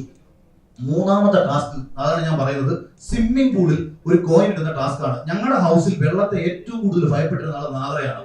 ഞാൻ പറഞ്ഞാൽ നിങ്ങൾക്ക് കൃത്യമായിട്ട് നിങ്ങൾക്ക് ആലോചിച്ച് മനസ്സിലാക്കാൻ പറ്റും. അപ്പോൾ രാജ്യത്തെ അപ്രതീക്ഷിതമായിട്ട് നാദ്ര ഫസ്റ്റ് ടാസ്കിൽ സെറീന ജയിക്കുന്നു, സെക്കൻഡ് ടാസ്കിൽ നാദ്ര ജയിക്കുന്നു. ആദ്യത്തെ ടാസ്കിൽ 10 പോയിന്റും, 2ാമത്തെ ടാസ്കിൽ രണ്ടാമത്തെ നാദ്രയ്ക്ക് 19 പോയിന്റ്, 16 പോയിന്റ് ശോഭയ്ക്ക്, 19 പോയിന്റ് നമ്മുടെ നാദ്രയ്ക്ക്. അടുത്ത 3ാമത്തെ ടാസ്ക് എന്ന് പറയുന്നത് നാദ്ര ഏറ്റവും പിന്നിലേക്ക് പോകണമെങ്കിൽ നാദ്രയ്ക്ക് ഒരിക്കലും വിജയിക്കാൻ പറ്റാത്ത ഒരു ടാസ്ക് കൊടുത്തത് സ്വിമ്മിംഗ് പൂളിൽ മുങ്ങി തപ്പി കോയിൻ എടുക്കുന്ന ടാസ്കാ. വെള്ളത്തിൽ ഇറങ്ങിയാൽ ഭയന്ന് വിറച്ച് നിലവിളിക്കുന്ന ഒരാളാണ് നാദ്ര. അപ്രതീക്ഷിതമായിട്ട് നാദ്ര സ്വിമ്മിംഗ് പൂളിൽ ഇറങ്ങിയ സമയത്ത് നാദ്രയുടെ ഒരു ഭയങ്കര, നാദ്ര പണ്ട് മുങ്ങിച്ചാവാൻ പോയിട്ടുള്ള നാദ്രയ്ക്ക് ഭയങ്കര ഭയം ഉണ്ടാവുകയും വെള്ളം കണ്ട പേടിയുള്ള രോഗമുള്ള ഒരാൾ കൂടിയാണെന്ന് പറഞ്ഞിട്ടുണ്ട്. അങ്ങനെ നാദ്രയെ ഏറ്റവും പിന്നിലേക്ക് കൊണ്ടുപോവുകയും ഇവരാഗ്രഹിക്കുന്ന ഒരു മത്സരാർത്ഥിയെ അതുവഴി മുന്നിലേക്ക് കൊണ്ടുവരികയും ചെയ്യണം. അതുപോലെ തൊട്ടടുത്ത് വന്ന പസിൽ ടാസ്കുകൾ. പിന്നെ ഫാമിലി വീക്ക് ഞാൻ ഈ പറഞ്ഞ മത്സരാർത്ഥിയുടെ വീട്ടിൽ നിന്ന് ആരും വരില്ല എന്ന് പറഞ്ഞപ്പോൾ അത് മാറ്റിവെക്കാൻ തീരുമാനിച്ചതാണ്. അതുപോലെ ഇവർക്ക് പ്ലാൻ ചെയ്യും. ഇപ്പൊ ഫാമിലി വീക്കില് ഒരാളെയൊക്കെ അകത്തേക്ക് കടത്തി വിടുമ്പോൾ ഡ്രാമ ക്രിയേറ്റ് ചെയ്യാം, അതായത് ഒരു ക്രിയേറ്റീവ് കോൺട്രിബ്യൂഷൻ കൊടുക്കാം. ഉദാഹരണം, ഷിജു ചേട്ടന്റെ കണ്ണ് കെട്ടിവെക്കുന്നു, മകൾ അടുത്ത് വന്ന് നിൽക്കുമ്പോൾ അവിടെ ഒരു വൈകാരികമായിട്ടുള്ള അന്തരീക്ഷം ഉണ്ടാവും. ഇപ്പം അച്ഛനായ ഞാൻ ഫ്രീസ് ആയിട്ട് നിൽക്കുകയും എന്റെ മക്കൾ എന്റെ അടുത്ത് വന്ന് നിൽക്കുകയും ഞാൻ ഫ്രീസാണ്, മക്കളുടെ എല്ലാ റിയാക്ഷനും കണ്ടുകൊണ്ട് നിൽക്കുമ്പോൾ സ്വാഭാവികമായിട്ടും ഒരു വൈകാരിക തലത്തെ ഇവർക്ക് ക്രിയേറ്റ് ചെയ്യിച്ചെടുക്കാം. അതായത് മത്സരാർത്ഥികളിൽ നിന്ന് സ്വാഭാവികമായി ഉണ്ടായില്ലെങ്കിലും ക്രിയേറ്റ് ചെയ്യിച്ചെടുക്കാൻ പറ്റും. പക്ഷെ അതേസമയം അത് എനിക്കങ്ങനെ തന്നില്ല. എന്റെ കാര്യത്തിൽ അപ്രതീക്ഷിതമായി സംഭവിച്ചതാണ്. എനിക്ക് പ്ലെയിൻ എൻട്രിയാണ്, അതായത് എന്റെ വൈഫും കുട്ടികളും സ്ട്രെയിറ്റ് ആയിട്ട് കയറി വരികയാണ്. അവിടെ ആ ഡ്രാമ അവിടെ സംഭവിച്ചത് നോർമൽ ആയിരുന്നു, നാച്ചുറൽ ആയിരുന്നു. മറ്റുള്ളവർക്ക് വേണ്ടിയിട്ട് ഇവരെന്ത് ചെയ്തു, ബാക്കപ്പ് സപ്പോർട്ട് കൊടുത്തേണ്ടിരുന്നു. അപ്പൊ ഞാൻ ഈ പറഞ്ഞത് കൃത്രിമത്വം കാണിക്കുകയല്ല, അവർക്ക് ഫേവർ ചെയ്ത് വിജയിക്കാൻ ശേഷിയുള്ള ഒരു മത്സരാർത്ഥിക്ക് വേണ്ടിയിട്ട് പരമാവധി ചെയ്യാം. ഇപ്പൊ തുടക്കത്തിൽ നമ്മളെ തോൽപ്പിക്കാൻ വേണ്ടി ഒരു ടാസ്ക് പ്ലാൻ ചെയ്യാം. ഇപ്പൊ സിബിൻ ഉദാഹരണത്തിന് ജിൻഡോ നന്നായി പെർഫോം ചെയ്യുന്ന ഒരാളാണെന്നും ജിൻഡോയ്ക്ക് പർട്ടിക്കുലർ ടാസ്കുകളിൽ കഴിവുണ്ടെന്നും അവരുടെ ഒരു മത്സരാർത്ഥിക്ക് ആ കഴിവല്ല വേറൊരു കഴിവാണെങ്കിൽ ഒരു ടാസ്ക് കൊണ്ടുവരെ ഡൗൺ ആക്കുക. ഇപ്പൊ ഹോട്ടൽ ടാസ്കിൽ എന്നെ സെക്യൂരിറ്റി ആയിട്ടാണ് നിർത്തുന്നത്. കഴിഞ്ഞ സീസണിൽ സെക്യൂരിറ്റിക്ക് എന്ത് ചെയ്യാൻ പറ്റും? അവിടെ യാതൊരു റോളും ഇല്ല ടാസ്കിൽ, കാരണം പുറത്തു പോയി നിൽക്കണം. പക്ഷെ നമ്മൾ അതിനെ അതിജീവിച്ച്, അതായത് അവിടെ നിന്ന് എനിക്കെതിരെ പ്ലാൻ ചെയ്ത് തുടങ്ങിയ കാര്യങ്ങൾ നമ്മൾ മനസ്സിലാക്കി അതിജീവിച്ചത് കൊണ്ടാണ് സർവൈവ് ചെയ്ത് മുന്നിൽ വരാൻ പറ്റിയതും അത് പ്രേക്ഷകർ തിരിച്ചറിഞ്ഞത് കൊണ്ടാണ് വിജയിക്കാൻ പറ്റിയത്. എന്നിട്ട് ഞാൻ പറഞ്ഞല്ലോ, ഫിനാലയിൽ റോബോട്ടിക് ആയിട്ട് വോട്ടുകൾ വന്ന് കയറി അത് പിടിച്ചതാണ്. അത് എന്തുകൊണ്ട് പിടിച്ചു എന്ന് ചോദിച്ചാൽ, കഴിഞ്ഞ സീസണിലെ ക്രിയേറ്റീവ് ഡയറക്ടർ വളരെ സാമാന്യ മര്യാദയുള്ള, ഉത്തരവാദിത്വ ബോധമുള്ള, അല്ലെങ്കിൽ ഒരു ഷോ നന്നായിട്ട് പോകണമെന്ന് ആഗ്രഹിക്കുന്ന ഒരു ലേഡിയായിരുന്നു. അവരും ഇപ്പോ ഞങ്ങൾ ഈ ആരോപണം ഉന്നയിച്ച ആൾക്കാരും തമ്മിൽ വലിയ അടിയാണ് കഴിഞ്ഞ സീസണിൽ നടന്നത്. അവരുടെ ഒരൊറ്റ കടുംപിടുത്തമായിരുന്നു ഈ ഷോ നന്നായി തന്നെ വരണം, നല്ല, അതായത് പ്രേക്ഷകർ ആഗ്രഹിക്കുന്ന ഒരു മത്സരാർത്ഥി ജയിച്ചു വരണം. അതിനാണ് ചില ആൾക്കാർ പറഞ്ഞത് എനിക്ക് ഫേവറിസം കിട്ടുന്നൊക്കെ ചിലർ പറഞ്ഞു. എനിക്കൊരു ഫേവറിസം കിട്ടിയിട്ടില്ല. നല്ലൊരു മത്സരാർത്ഥി എന്ന നിലയിൽ പ്രേക്ഷകർ ഇഷ്ടപ്പെടുന്ന ഒരു മത്സരാർത്ഥി ജയിച്ചു വരട്ടെ എന്ന രീതിയിൽ അവരുടെ കടുംപിടുത്തം പിടിച്ചിട്ടുണ്ടായിരുന്നു. അങ്ങനെ ദിസ് ഈസ് ടോട്ടലി അൺഫെയർ എന്ന് പറഞ്ഞിട്ട് ഞങ്ങൾ ഈ പറഞ്ഞ ആൾക്കാർ മെസ്സേജ് ചെയ്തിട്ട് എന്റെ പാക്കപ്പ് പാർട്ടി, ഞാൻ വിജയിച്ച പാർട്ടിക്ക് പങ്കെടുത്തിട്ടില്ല. ഞാൻ വിജയിച്ച ദിവസം ഏഷ്യാനെറ്റിന്റെ ഒരാൾ പോലും അന്നേ ദിവസത്തെ പാക്കപ്പ്, അന്ന് രാത്രിയിലെ പാക്കപ്പ് പാർട്ടിയിൽ പങ്കെടുക്കാതെ പോയതാണ്. കാരണം അവർ ആഗ്രഹിച്ചതും അവർ ചിന്തിച്ചത് ഇയാളെ അല്ല. കാര്യം മുൻകൂറായിട്ട് ഷോയിൽ കയറുന്നതിന് മുൻപേ വാക്ക് കൊടുത്ത് ഒന്നുകിൽ ഷെയർ വാങ്ങിയിട്ടോ അല്ലെങ്കിൽ മറ്റെന്തെങ്കിലും രീതിയിൽ ഭാവിയിൽ പ്രേരണം കൊടുത്തു കൊടുത്താന്ന് പറഞ്ഞിട്ടോ ആ പ്ലാനുകൾ പൊളിഞ്ഞു. അതിന്റെ ദേഷ്യം ഇവർക്കുണ്ടായിരുന്നു. അല്ല, ഞാൻ വിജയിച്ച ആളല്ലേ, ഞാൻ ജയിച്ചതിന് ശേഷം ഞാൻ എന്നിട്ട് ഞാൻ പറയാം, ഞാൻ ഏഷ്യാനെറ്റിന്റെ ഫസ്റ്റ് ഒരു പ്രൊമോ ഷൂട്ടിനാണ് പോകുന്നത്, ഒരു സീരിയലിന്റെ പ്രൊമോ ഷൂട്ട്. അപ്പോഴും എന്നെ വിളിച്ചിട്ട് പ്രവീൺ, നമ്മുടെ ഇവനോട് സിബിനോട് പറഞ്ഞ് ഇതേ പ്രവീൺ എന്ന് പറയുന്ന ഏഷ്യാനെറ്റ് ഒരു PR ഹെഡ്, പുള്ളി എന്നെ വിളിച്ചിട്ട് പറഞ്ഞു, അഖിലെ പൈസ ഒന്നും ചോദിക്കരുത്, അഖിലിന് നമ്മൾ ഉണ്ടാക്കി തന്നിട്ടുള്ള ഒരു വലിയൊരു മൈലേജ് ഉണ്ട്. ഞാൻ പറഞ്ഞു, ഞാൻ ചിരിച്ചു. അപ്പൊ പുള്ളി ചോദിച്ചു, എന്തിനാ ചിരിച്ചത്? ഞാൻ പറഞ്ഞല്ല, തോൽപ്പിക്കാൻ പരമാവധി നോക്കിയിട്ട് പിന്നെ ജയിപ്പിച്ചെന്ന് പറയരുത് എന്ന് ഞാൻ പറഞ്ഞു. ഇതൊക്കെ എനിക്കറിയാം, ഞാൻ അറിയാത്തൊരു പൊട്ടനാണെന്ന് നിങ്ങൾ വിചാരിക്കരുത്. പൈസ തന്നെങ്കിൽ ഞാൻ അത് ചെയ്യും. അപ്പം പൈസ ചെയ്യരുത്. അപ്പൊ ഇതായിരുന്നു തുടക്കത്തിൽ ഇറങ്ങിയ ശേഷം ഉണ്ടായിരുന്നു. പക്ഷെ എനിക്ക് പറയേണ്ട കാര്യമില്ല, ഇപ്പോഴൊന്നും പറയേണ്ട കാര്യം എനിക്കില്ല. കാര്യം ഒരാളുടെ ഒരു പ്രശ്നം എന്റെ മുന്നിലേക്ക് എത്തിയപ്പോ എനിക്ക് നിശബ്ദത വായിച്ചൂടെ? എനിക്ക് എന്താണ് നഷ്ടം? ഇപ്പൊ ഒരുപക്ഷെ സാബുവിന്റെ സ്ഥാനത്ത് ഞാൻ കയറിക്കൊണ്ടായിരിക്കാം, ഹോട്ടൽ ടാസ്കിൽ ഒരു പക്ഷേ എന്നെ അവർ വിളിച്ചേനെ.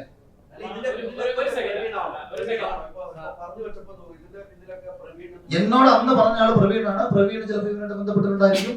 അതുപോലെ ചാനലിലുള്ള മറ്റുള്ള ആൾക്കാരും ഉണ്ടായിരിക്കും. ഒരുപാട് ഒന്നിലധികം ആൾക്കാർ നിയന്ത്രിക്കുന്ന ഷോ ഉണ്ട് ഇത്. നമ്മൾ പറഞ്ഞല്ലോ.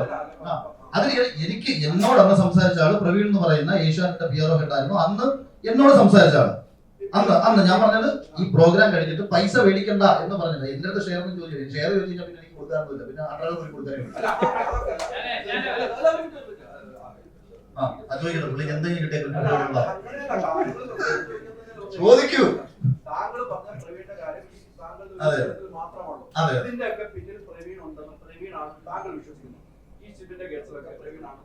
അല്ല അദ്ദേഹവും ഉണ്ടാവും.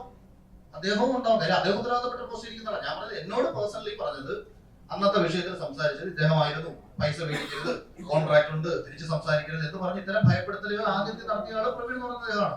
ഇപ്പൊ ഈ ശോഭ തന്നെ പറഞ്ഞല്ലോ, പ്രവീൺ ചേട്ടനാണ് ശോഭയെ ബിഗ് ബോസിലേക്ക് കയറ്റി വിട്ടെന്ന് പറഞ്ഞത്. ഇപ്പൊ ജാൻമണി എനിക്കെതിരെ ഒരു വീഡിയോ ചെയ്ത് സംസാരിച്ച സമയത്ത് ജാൻമണി തന്നെ സിബിനോട് പറഞ്ഞു, ജാൻമണി ഹോട്ടൽ ടാസ്ക് കയറ്റി വിടാം, ഗസ്റ്റായിട്ട് കയറ്റി വിടാം, അഖിൽമാറിന്റെ വീഡിയോ ചെയ്യും. ഈ മറ്റേ അപ്സരയുടെ ഹസ്ബൻഡ് ആക്കി ഈ പെൺകുട്ടിയെ അതാ ഞാൻ പറഞ്ഞത് ഈ പാവ പിടിച്ചവനെ ചതിച്ചതായി വരും. അത് അഖിൽമാറിന്റെ ഹേറ്റേഴ്സ് മൊത്തം വോട്ട് ചെയ്ത് ചാത്തിക്കൊള്ളാൻ പറഞ്ഞു.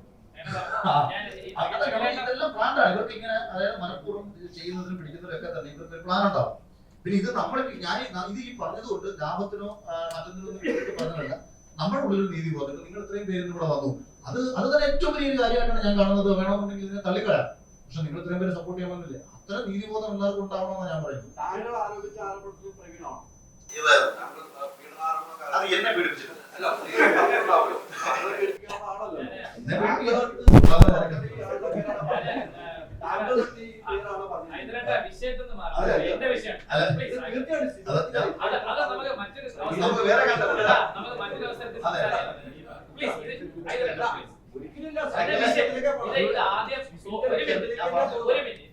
സോഷ്യൽ മീഡിയയിൽ ഇതുപോലെ വന്ന് വിഷയം മാറിപ്പോയതാണ്. ഇത് എന്റെ വിഷയമാണ്. എനിക്കിത് സംസാരിച്ചപ്പോൾ ഞാൻ ഒരു കാര്യം ഇപ്പൊ അഖിലേട്ടൻ പറഞ്ഞൊരു കാര്യത്തിന് കൂട്ടിച്ചേർന്ന് ഞാൻ പറയട്ടെ. സ്വിമ്മിംഗ് പൂൾ ടാസ്ക് എന്ന് പറഞ്ഞ അഖിലേട്ടൻ മെൻഷൻ ചെയ്തൊരു കാര്യമുണ്ട്. അതിനകത്ത് ഈ നാദറയ്ക്ക് വെള്ളം പേടിയാണ് എന്നിവരെങ്ങനെ മനസ്സിലാക്കി?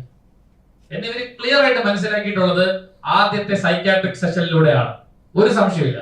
അപ്പൊ സൈക്കോളജിസ്റ്റുമായിട്ടുള്ള ആദ്യത്തെ 1 മണിക്കൂർ അല്ലെങ്കിൽ എനിക്ക് 1 മണിക്കൂറായിരുന്നു. എത്രത്തോളം സമയം നാദരമായി സംസാരിച്ചിട്ടുണ്ടോ അത്രയുമുള്ള കോൺഫിഡൻഷ്യൽ ആയിട്ടുള്ള മെഡിക്കൽ എത്തിക്സിന് നിരക്കാത്ത രീതിയിൽ ഇദ്ദേഹം ഈ പറഞ്ഞ കാര്യങ്ങളെല്ലാം ക്രിയേറ്റേഴ്സുമായി കമ്മ്യൂണിക്കേറ്റ് ചെയ്തിട്ടുണ്ട്. ഉറപ്പാണ്. അതിന്റെ ഭാഗമായിട്ടാണ് അവർ ടാസ്ക് ഡിസൈൻ ചെയ്യുന്നത്. ഇപ്പൊ ഒരാളെ മാനസികമായി എങ്ങനെ തകർക്കാൻ സാധിക്കുമെന്ന് അവരെങ്ങനെ മനസ്സിലാക്കുന്നു? അവരുടെ ഹിസ്റ്ററി മുഴുവൻ ഈ സൈക്കോളജിസ്റ്റ് വഴി അവർ മനസ്സിലാക്കുക. അത് തന്നെ മെഡിക്കൽ എത്തിക്സിനെതിരാണ്.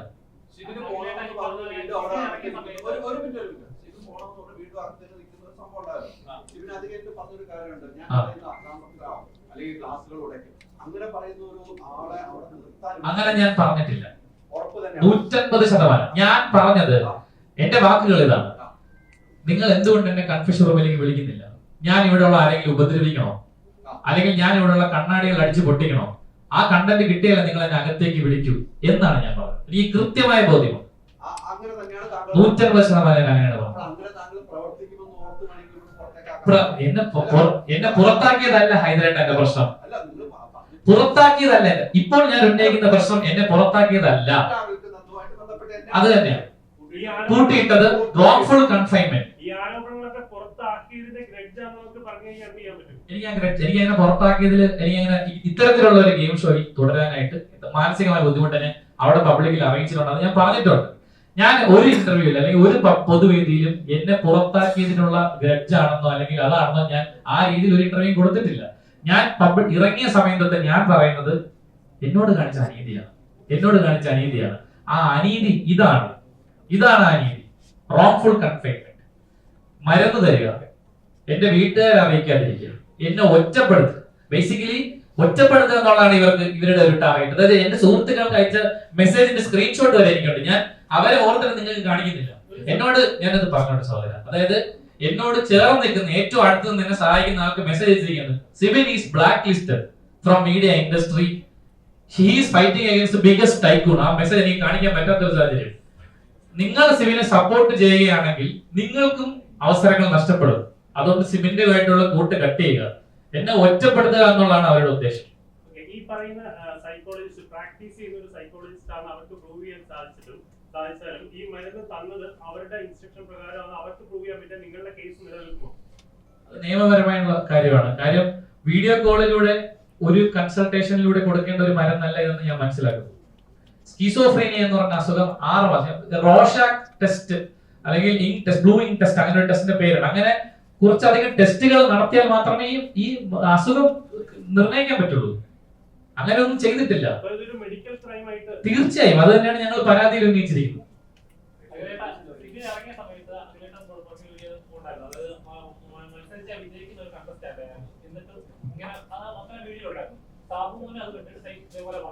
പക്ഷേ പിന്നീടുള്ള എപ്പിസോഡില് ആ പുള്ളിക്കാരനെ ഗസ്റ്റായിട്ട് വേണമെന്ന് വെച്ചിട്ട് തങ്ങളുടെ അതിനകത്ത് കേൾക്കാറുണ്ട്. അങ്ങനെ ഓഫറുകളാണ് ഇങ്ങനെ സപ്പോർട്ട് ചെയ്യാൻ നാണം കിട്ടും പടം എടുക്കും, നാളെ കേടാ പ്രമാണിച്ചിട്ടുണ്ട്, ദീപസ്തംഭം വായിച്ചത് എനിക്ക് കിട്ടുന്ന പടം. അപ്പൊ അങ്ങനെയുള്ള ആൾക്കാർക്ക് നിലപാടുകൾ ചേഞ്ച് വരുത്താം. എന്നോട് സംസാരിച്ചതും സിബിനോട് സംസാരിച്ചതും എന്താണെന്ന് ഞങ്ങൾക്ക് രണ്ടുപേരും പറയാം. അപ്പൊ അതിൽ നിന്ന് മാറി അവസരങ്ങൾ കിട്ടുമ്പോൾ പോകുന്ന ഒരാളുടെ അഭിപ്രായത്തോടൊന്നും എനിക്ക് അവിടെ യോജിപ്പൊന്നുമില്ല. പിന്നെ സിബിന്റെ വിഷയത്തിൽ ഞാൻ ആദ്യമേ പറഞ്ഞു, സിബിൻ ജയിക്കേണ്ട മത്സരം ഞാനല്ലല്ലോ, പ്രേക്ഷകരാ പറഞ്ഞത്. എനിക്കൊന്ന് വൈൽഡ് കാർഡായിട്ട് കയറിപ്പോയതിനു ശേഷം ബിഗ് ബോസിന്റെ ഹിസ്റ്ററി തന്നെ ഏറ്റവും കൂടുതൽ വോട്ട് നേടി മുന്നിൽ വന്നൊരു മത്സരാർത്ഥി. അപ്പൊ അയാള് വിജയിക്കുമെന്നുള്ളത് പ്രേക്ഷകർ തീരുമാനിച്ചത് ആ ഘട്ടത്തിൽ അയാളെ പുറത്താക്കാൻ തീരുമാനിക്കുന്നു. പുറത്താക്കി കൊടുത്തേ ഒരു പ്രശ്നമുള്ള കാര്യമില്ല. ഒരു മത്സരാർത്ഥി അവർക്ക് ഷോയിൽ നിന്ന് പുറത്താക്കണമെങ്കിൽ പുറത്താക്കാം. പക്ഷെ അതൊരു തന്നെ ജീവിതം നശിപ്പിച്ചുകൊണ്ടാകും. നാളെ ഈ സിബിൻ ഇറങ്ങി ഇപ്പൊ നിങ്ങളിപ്പോ സിബിൻ സംസാരിക്കുന്ന സമയത്ത് ഇപ്പോൾ ഒരു പക്ഷേ മേ ബി വന്നേക്കാം, എനിക്ക് തലക്കൊടിവില്ലാത്തോണ്ടല്ലേ എന്ന് പറഞ്ഞേക്കാം. അതായത് ഒരു ചെറുപ്പക്കാരനെ നമ്മൾ കേരളത്തിൽ 3.5 കോടി ജനതയുണ്ടെങ്കിലും ഒരാളെ നശിപ്പിച്ചാൽ സംസാരിക്കണ്ടേ? അത് നാളെ എത്ര പേരായി മാറിയേക്കാം. നാളെ ഇപ്പൊ നിങ്ങളിൽ ആരെങ്കിലും ഒരൊക്കെയാണ് ഇതുപോലത്തെ ഷോയിലേക്ക് പോകില്ലേ? അപ്പൊ ഇത് നിങ്ങൾക്ക് തന്നെ സംഭവിച്ചുകൂടെ? അതുകൊണ്ടാണ് ഞാനൊക്കെ പ്രതികരിച്ചത്. അതുകൊണ്ടാണ് സിബിൻ ഇത് പറഞ്ഞത് കേട്ടപ്പോ എനിക്കിത് അഡ്രസ് ചെയ്യേണ്ട ഒരു വിഷയമാണ്. അതോടൊപ്പം ഞാൻ കൂട്ടത്തിൽ മറ്റുള്ള ചില പെൺകുട്ടികളോട് കാണിക്കുന്ന കാര്യങ്ങളും കൂടി പറഞ്ഞപ്പോഴത്തേക്ക് പിന്നീട് ചർച്ച മൊത്തം അതിലേക്ക് പോയി. അല്ല, അത് അവരുടെ കുഴപ്പമാണ്. ഇപ്പൊ എത്രയോ പേര് ഇപ്പൊ ഈ അടുത്ത സമയത്ത് മാളവിക എന്ന് പറയുന്ന ഒരു പെൺകുട്ടി, ഒരു നടി, അവര് വന്നിട്ട് അവർക്ക് ഒരു സിനിമാ സെറ്റിൽ ഒരു സംവിധാനം കൊണ്ട് അനുഭവപ്പെടുന്നു. കേസ് കൊടുക്കുന്നില്ല. കേസ് കൊടുക്കാൻ നമുക്ക് എന്ത് ചെയ്യാൻ പറ്റും? ഇപ്പൊ സിബിൻ എന്നോട് ഹൈദർ തന്നെ ചോദിച്ചു, സിബിൻ കേസ് കൊടുത്തില്ല, അഖിൽമാരായിരുന്നു സംസാരിക്കുന്നത്. കേസ് കൊടുത്തു. അത് അവന്റെ ചങ്കുറപ്പ്, അവന്റെ വിൽ പവർ, അത് ഇതിന്റെ പിന്നാലെ പോയി മെനക്കെട്ട് എത്ര പേര് പോകും? ചിലര് വിചാരിക്കും പോട്ടെ, ഇപ്പൊ സിബിന് വേണമെങ്കിൽ ചിന്തിക്കാം, ഇനിയിപ്പോ കഴിഞ്ഞ നാളെ സമയത്ത് കിട്ടുന്ന ഒരു അവസരങ്ങൾക്ക് വേണ്ടിയിട്ട് മിണ്ടാതിരിക്കാം. അങ്ങനെ ചെയ്യാതെ പോയത് നീതിക്ക് വേണ്ടിയിട്ടാണ്, കാശിന് വേണ്ടിയിട്ടല്ല. അത് മനസ്സിലാക്കണം. അതുകൊണ്ടാണ് ഞാൻ കൂടിപ്പടച്ചു വന്നത്. ഞാൻ ഇത്രയും ഈ ബ്ലോഗിന്റെ ഇടയിൽ കോട്ടയത്ത് പോയത് ഞാൻ ഇത്രയും വന്നതും ഞാൻ രാവിലെ എന്നോട് പറഞ്ഞു, ചിലപ്പോൾ വരാൻ പറ്റില്ല. പക്ഷെ എന്നാലും എന്റെ ഉള്ളിൽ കുറെ പേര് എന്നെ വിളിച്ച് പറഞ്ഞല്ലോ, സിബി ഇന്നത്തെ പരിപാടിക്ക് നീ പങ്കെടുക്കരുത് എന്ന് പറഞ്ഞപ്പോ എനിക്ക് പങ്കെടുത്തേ പറ്റും. ഇത് തീരുമാനിച്ചില്ല ഞാൻ.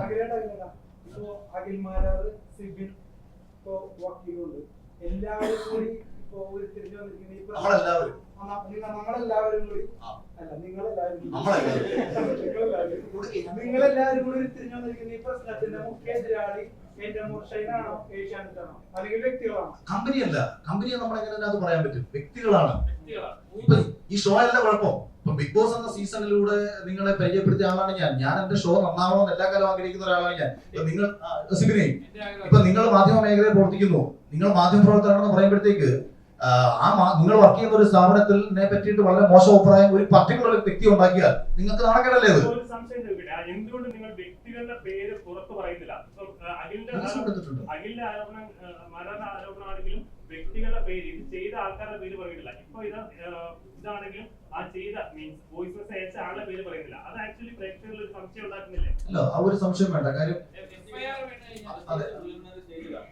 ഓൾറെഡി ഇത് കേസ് സ്റ്റാർട്ട് ചെയ്തിട്ടുണ്ട്. അപ്പം അത് എന്റെ പേര് വന്നു കഴിഞ്ഞു. എനിക്ക് പെൺകുട്ടികളുടെ പേര് പറഞ്ഞില്ലെന്ന്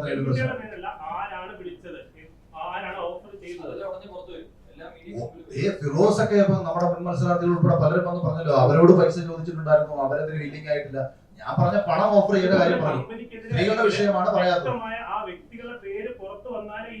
വരും എഫ്ഐആർ രജിസ്റ്റർ ചെയ്ത് കഴിഞ്ഞാൽ നിങ്ങൾക്ക് എഫ്ഐആറിന്റെ കോപ്പി എടുക്കുന്ന പേര് വരില്ലേ?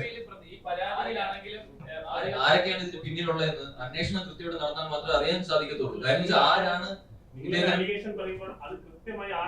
അതെ, അതാണ് പറയുന്നത്. ആരാണ് ഇതിന് പിന്നിൽ പ്രവർത്തിച്ചിരിക്കുന്നത്, ആരാണ് ഇദ്ദേഹത്തിനെ പൂട്ടിയിടാൻ വേണ്ടിയിട്ട് ഓർഡർ കൊടുത്തിരിക്കുന്നത്, 3 ദിവസം ആരൊക്കെയാണ് ഇതിന് പിന്നിൽ പ്രൊസസ് ചെയ്ത് കൃത്യമായിട്ട് അന്വേഷണം നടക്കണം. അവിടുത്തെ എവിഡൻസ് റിക്കവർ ചെയ്യണം പോലീസിന്. അതിനുള്ള സാഹചര്യം ഇപ്പോഴാണ് ഒരുങ്ങിയിരിക്കുന്നത്. കാരണം വെച്ചാൽ DGP കൃത്യമായിട്ടുള്ള അന്വേഷണത്തിന് ഉത്തരവിട്ടിരിക്കുകയാണ്. കൃത്യമായിട്ട് അന്വേഷണം നടത്തി റിപ്പോർട്ട് സമർപ്പിക്കാൻ പറഞ്ഞിട്ടുണ്ട്. പ്രശ്നം എന്ന് വെച്ചാൽ നമ്മള് പ്രേക്ഷകർ നോക്കുമ്പോൾ അവർക്ക് ഈ വ്യക്തികളുടെ ഫോട്ടോ അടക്കം പുറത്തു വന്ന് ഇവരാണ് ഇത് ചെയ്തത് എന്നറിഞ്ഞാൽ പ്രേക്ഷകർക്ക് ക്ലാരിറ്റി കിട്ടും. 100% കേസുമായിട്ട് ബന്ധപ്പെട്ട കാര്യങ്ങൾ പ്രിലിമിനറി സ്റ്റേജിലാണ്. ഇൻവെസ്റ്റിഗേഷൻ പ്രോപ്പറായിട്ട് കണ്ടക്ട് ചെയ്തത് കോടതിയിൽ എത്തും. എത്രയും പെട്ടെന്ന് ഈ പറയുന്ന കുറ്റവാളികൾ അതിനകത്ത് ഈ പറയുന്ന ആൾക്കാർ പ്രതിയാക്കപ്പെടും. അതിനകത്ത് FIR പുറത്തു വരും. നിങ്ങൾക്കെല്ലാം ആരാണെന്ന് അറിയാൻ സാധിക്കും. ആരൊക്കെയാണ് ഇതിന് പിന്നിൽ പ്രവർത്തിക്കുന്നത് കൃത്യമായിട്ട് പോലീസാണ് കണ്ടെത്തേണ്ടത്.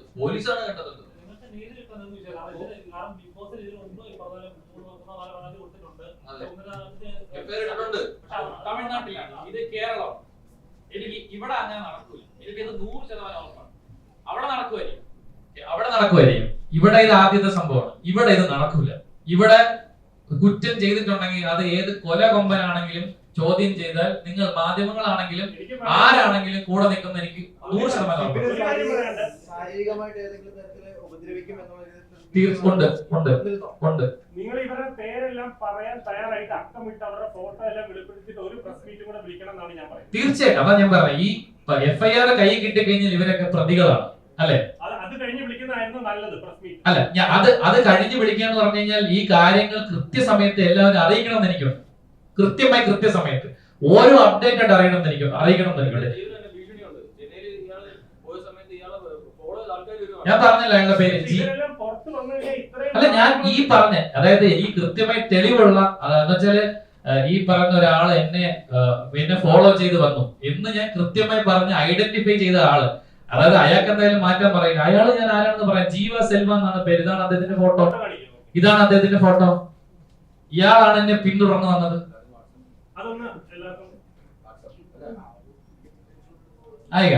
ഇദ്ദേഹമാണ് എന്നെ ഫോളോ ചെയ്ത് വന്ന ആള്, സ്റ്റാഫാണ് എന്നാണ് ഇദ്ദേഹം എന്നെ പരിചയപ്പെടുത്തിയതും.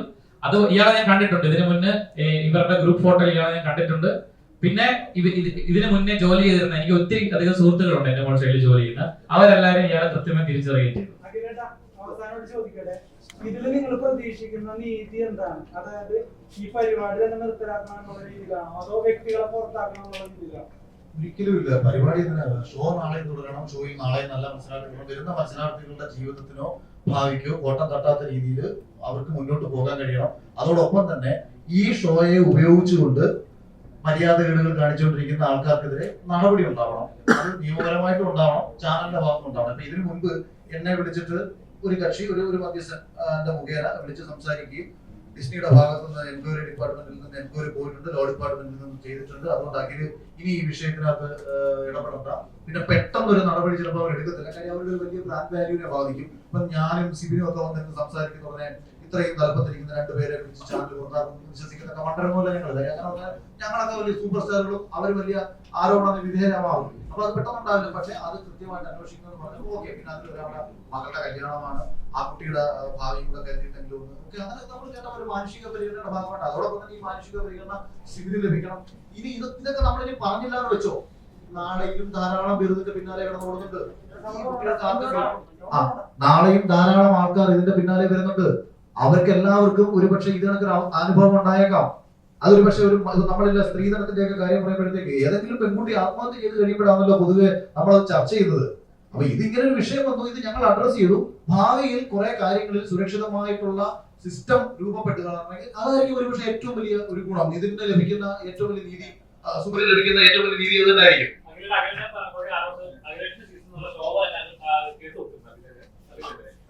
ആരോപണത്തിനല്ല കേസ്, എനിക്കെതിരെ കേസൊന്നും സൈബറിലെല്ലാത്തില്ലേ.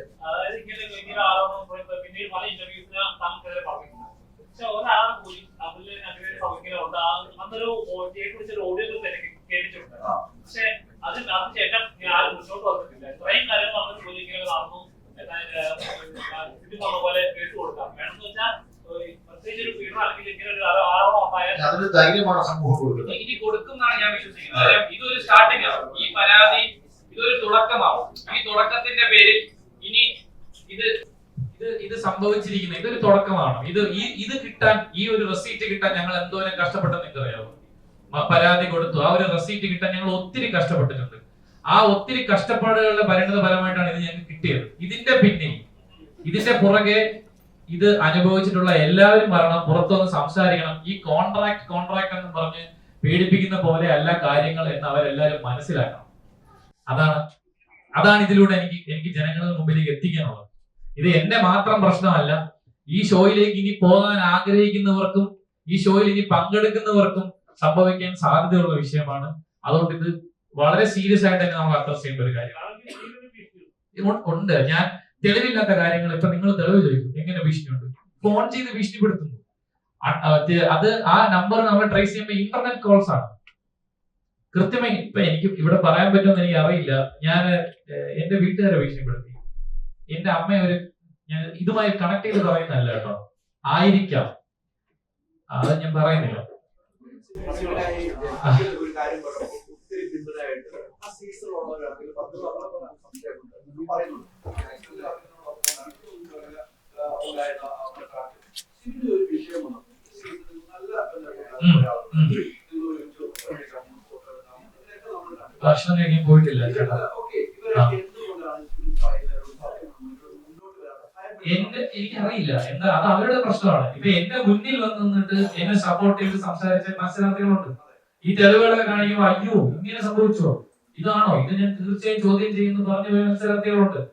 ഇപ്പൊ ഇന്നലെ ഇതുമായി ബന്ധപ്പെട്ട രണ്ടുപേരെ വിളിച്ചിരുന്നു ഞാൻ പ്രസ് കോൺഫറൻസ്. അപ്പൊ എനിക്ക് ഒരു പൂർണ്ണ പിന്തുണ നൽകി. അപ്പൊ ഞാൻ ചോദിച്ചു, ഹൈദരാബാദ് ചോദിച്ചു ഇതേ ചോദ്യം, നിങ്ങൾ എന്തുകൊണ്ട് പബ്ലിക്കിൽ സംസാരിക്കുന്നില്ല? ഞങ്ങൾ സംസാരിക്കാം, ഞങ്ങൾ തുറന്ന് പറയാം എന്ന് അവരെനിക്ക് വാക്ക് തന്നിട്ടുണ്ട്. ഞാനത് പ്രതീക്ഷിക്കുന്നു അവർ സംസാരിക്കുമായിരിക്കും.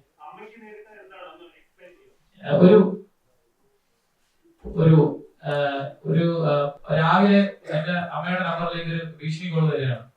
ആ ഭീഷണി കോൾ വന്നതിന്റെ ഫലമായിട്ട് അവരത് സ്ഥിരമായതുകൊണ്ട് അവരത് ചീത്ത പറഞ്ഞ് വെച്ച് കട്ട് ചെയ്ത് പോകുന്ന വഴിക്ക് അവർ സ്ഥിരമായി എന്റെ മമ്മിയും പപ്പയും പോകുന്ന ഒരു വഴിയുണ്ട്. മമ്മിയെ ജോലിക്ക് വിടാൻ പോകുന്നതാണ്. ആ വരുന്ന വഴിയിൽ ഒരു കാർ അവരെ തട്ടിയിട്ട് വീഴാത്തതുകൊണ്ട് റിവേഴ്സിൽ വന്ന് ഇടിച്ചിട്ട്, അങ്ങനെ ഇടിച്ച് എന്റെ മമ്മിയുടെ കൈ എൽബോ പൊട്ടി. അനന്തപുരി ഹോസ്പിറ്റലില്, തിരുവനന്തപുരത്ത് അനന്തപുരി ഹോസ്പിറ്റലിൽ ഇന്നലെ സർജറി കഴിഞ്ഞു. ഇപ്പൊ മമ്മി ICU ഇന്നലെ പുറത്തേക്ക് കൊണ്ടുവന്നു. മെഞ്ഞാണ് സർജറി, മെഞ്ഞാണ് ഇൻസിഡന്റ് ഉണ്ടായത്. മമ്മി ഇപ്പം ട്രീറ്റ്മെന്റിലാണ്. അപ്പൊ നമ്മൾ ഈ പരാതി കൊടുത്തിട്ടുണ്ട്, ഇതിന്റെ പേരിൽ പരാതി കൊടുത്തത് ഇതുമായി കണക്ട് ചെയ്യുന്നില്ല ഞാൻ 6 എന്നുള്ളത്. കാര്യം ആ നമ്പർ, അത് കാറിന്റെ നമ്പർ മുമ്പിലുള്ള എന്റെ തന്നെ ഒരു സുഹൃത്തിന്റെ CCTV ക്യാമറയിൽ നിന്ന് നമ്പർ ചെക്ക് ചെയ്തപ്പോ അതൊരു ഡിയോ സ്കൂട്ടറിന്റെ നമ്പർ, കാർ നമ്പർ അല്ല, ഫേക്ക് നമ്പർ. അപ്പോ അല്ല, അത് ഓബിയസ്ലി ചിലപ്പോ മറ്റെന്തെങ്കിലും ആയിട്ടുള്ള വിഷയമുള്ള കാറായിരിക്കാം. പക്ഷെ ഇങ്ങനെ വന്ന് ഇടിച്ചു, ഇങ്ങനെ ഒരു പ്രശ്നം സംഭവിച്ചു എന്റെ ലൈഫില്. വലിയ പോലീസ് സ്റ്റേഷനിൽ നമ്മൾ പരാതി പോയിട്ടുണ്ട്. മമ്മിയുടെ കണ്ടീഷൻ ഒന്ന് സ്റ്റേബിൾ ആയി കഴിഞ്ഞാൽ സ്റ്റേറ്റ്മെന്റ് എടുത്ത് FIR ആണെന്ന് പറഞ്ഞു. എല്ലാ സീസണും ഇതുപോലെയൊക്കെ തന്നെയാണ്. അത് അവർക്ക് തൊടാൻ പറ്റാതെ കയറി വരുന്ന ആൾക്കാരുണ്ട്. അങ്ങനെ വന്നപ്പോൾ അതിനെയും ദിസ് ഈസ് അൺഫെയർ എന്ന് പറഞ്ഞ് ആ ബാക്കപ്പ് പാർട്ടിയിൽ നിന്ന് മാറിയെന്ന കാര്യത്തിൽ ചേട്ടൻ പറഞ്ഞില്ലേ, അങ്ങനെയാണ് അവർ പ്രതിഷേധിക്കുന്നത്. അത് ഈ തവണ നടക്കാതിരിക്കാനാണ് ഈ കഴിഞ്ഞ തവണത്തെ ക്രിയേറ്റീവ് ഡയറക്ടറിനെ ഇപ്പോൾ മനഃപൂർവ്വം മാറ്റി അവര് പറഞ്ഞാൽ കേൾക്കുന്ന, അല്ലെങ്കിൽ അവരുടെ പരിധിയിൽ നിൽക്കുന്ന ഒരു ക്രിയേറ്റീവ് ഡയറക്ടറിനെ ഇപ്രാവശ്യം വെച്ചത്. ആ മർദ്ദിക്കുന്നല്ല, ഉപദ്രവിക്കും. അല്ലെങ്കിൽ വെളിയിറങ്ങി നടക്കണ്ടേ എന്നാണ് ചോദ്യം. വെളിയിറങ്ങി നടക്കണ്ടേ? നീ ആർക്കെതിരെയാണ് സംസാരിക്കുന്നത്, നിനക്ക് ബോധ്യമുണ്ടോ? ഇല്ല, അൺനോൺ കോൾസ് ആണ്, ഇന്റർനെറ്റ് കോൾസ് ആണ്.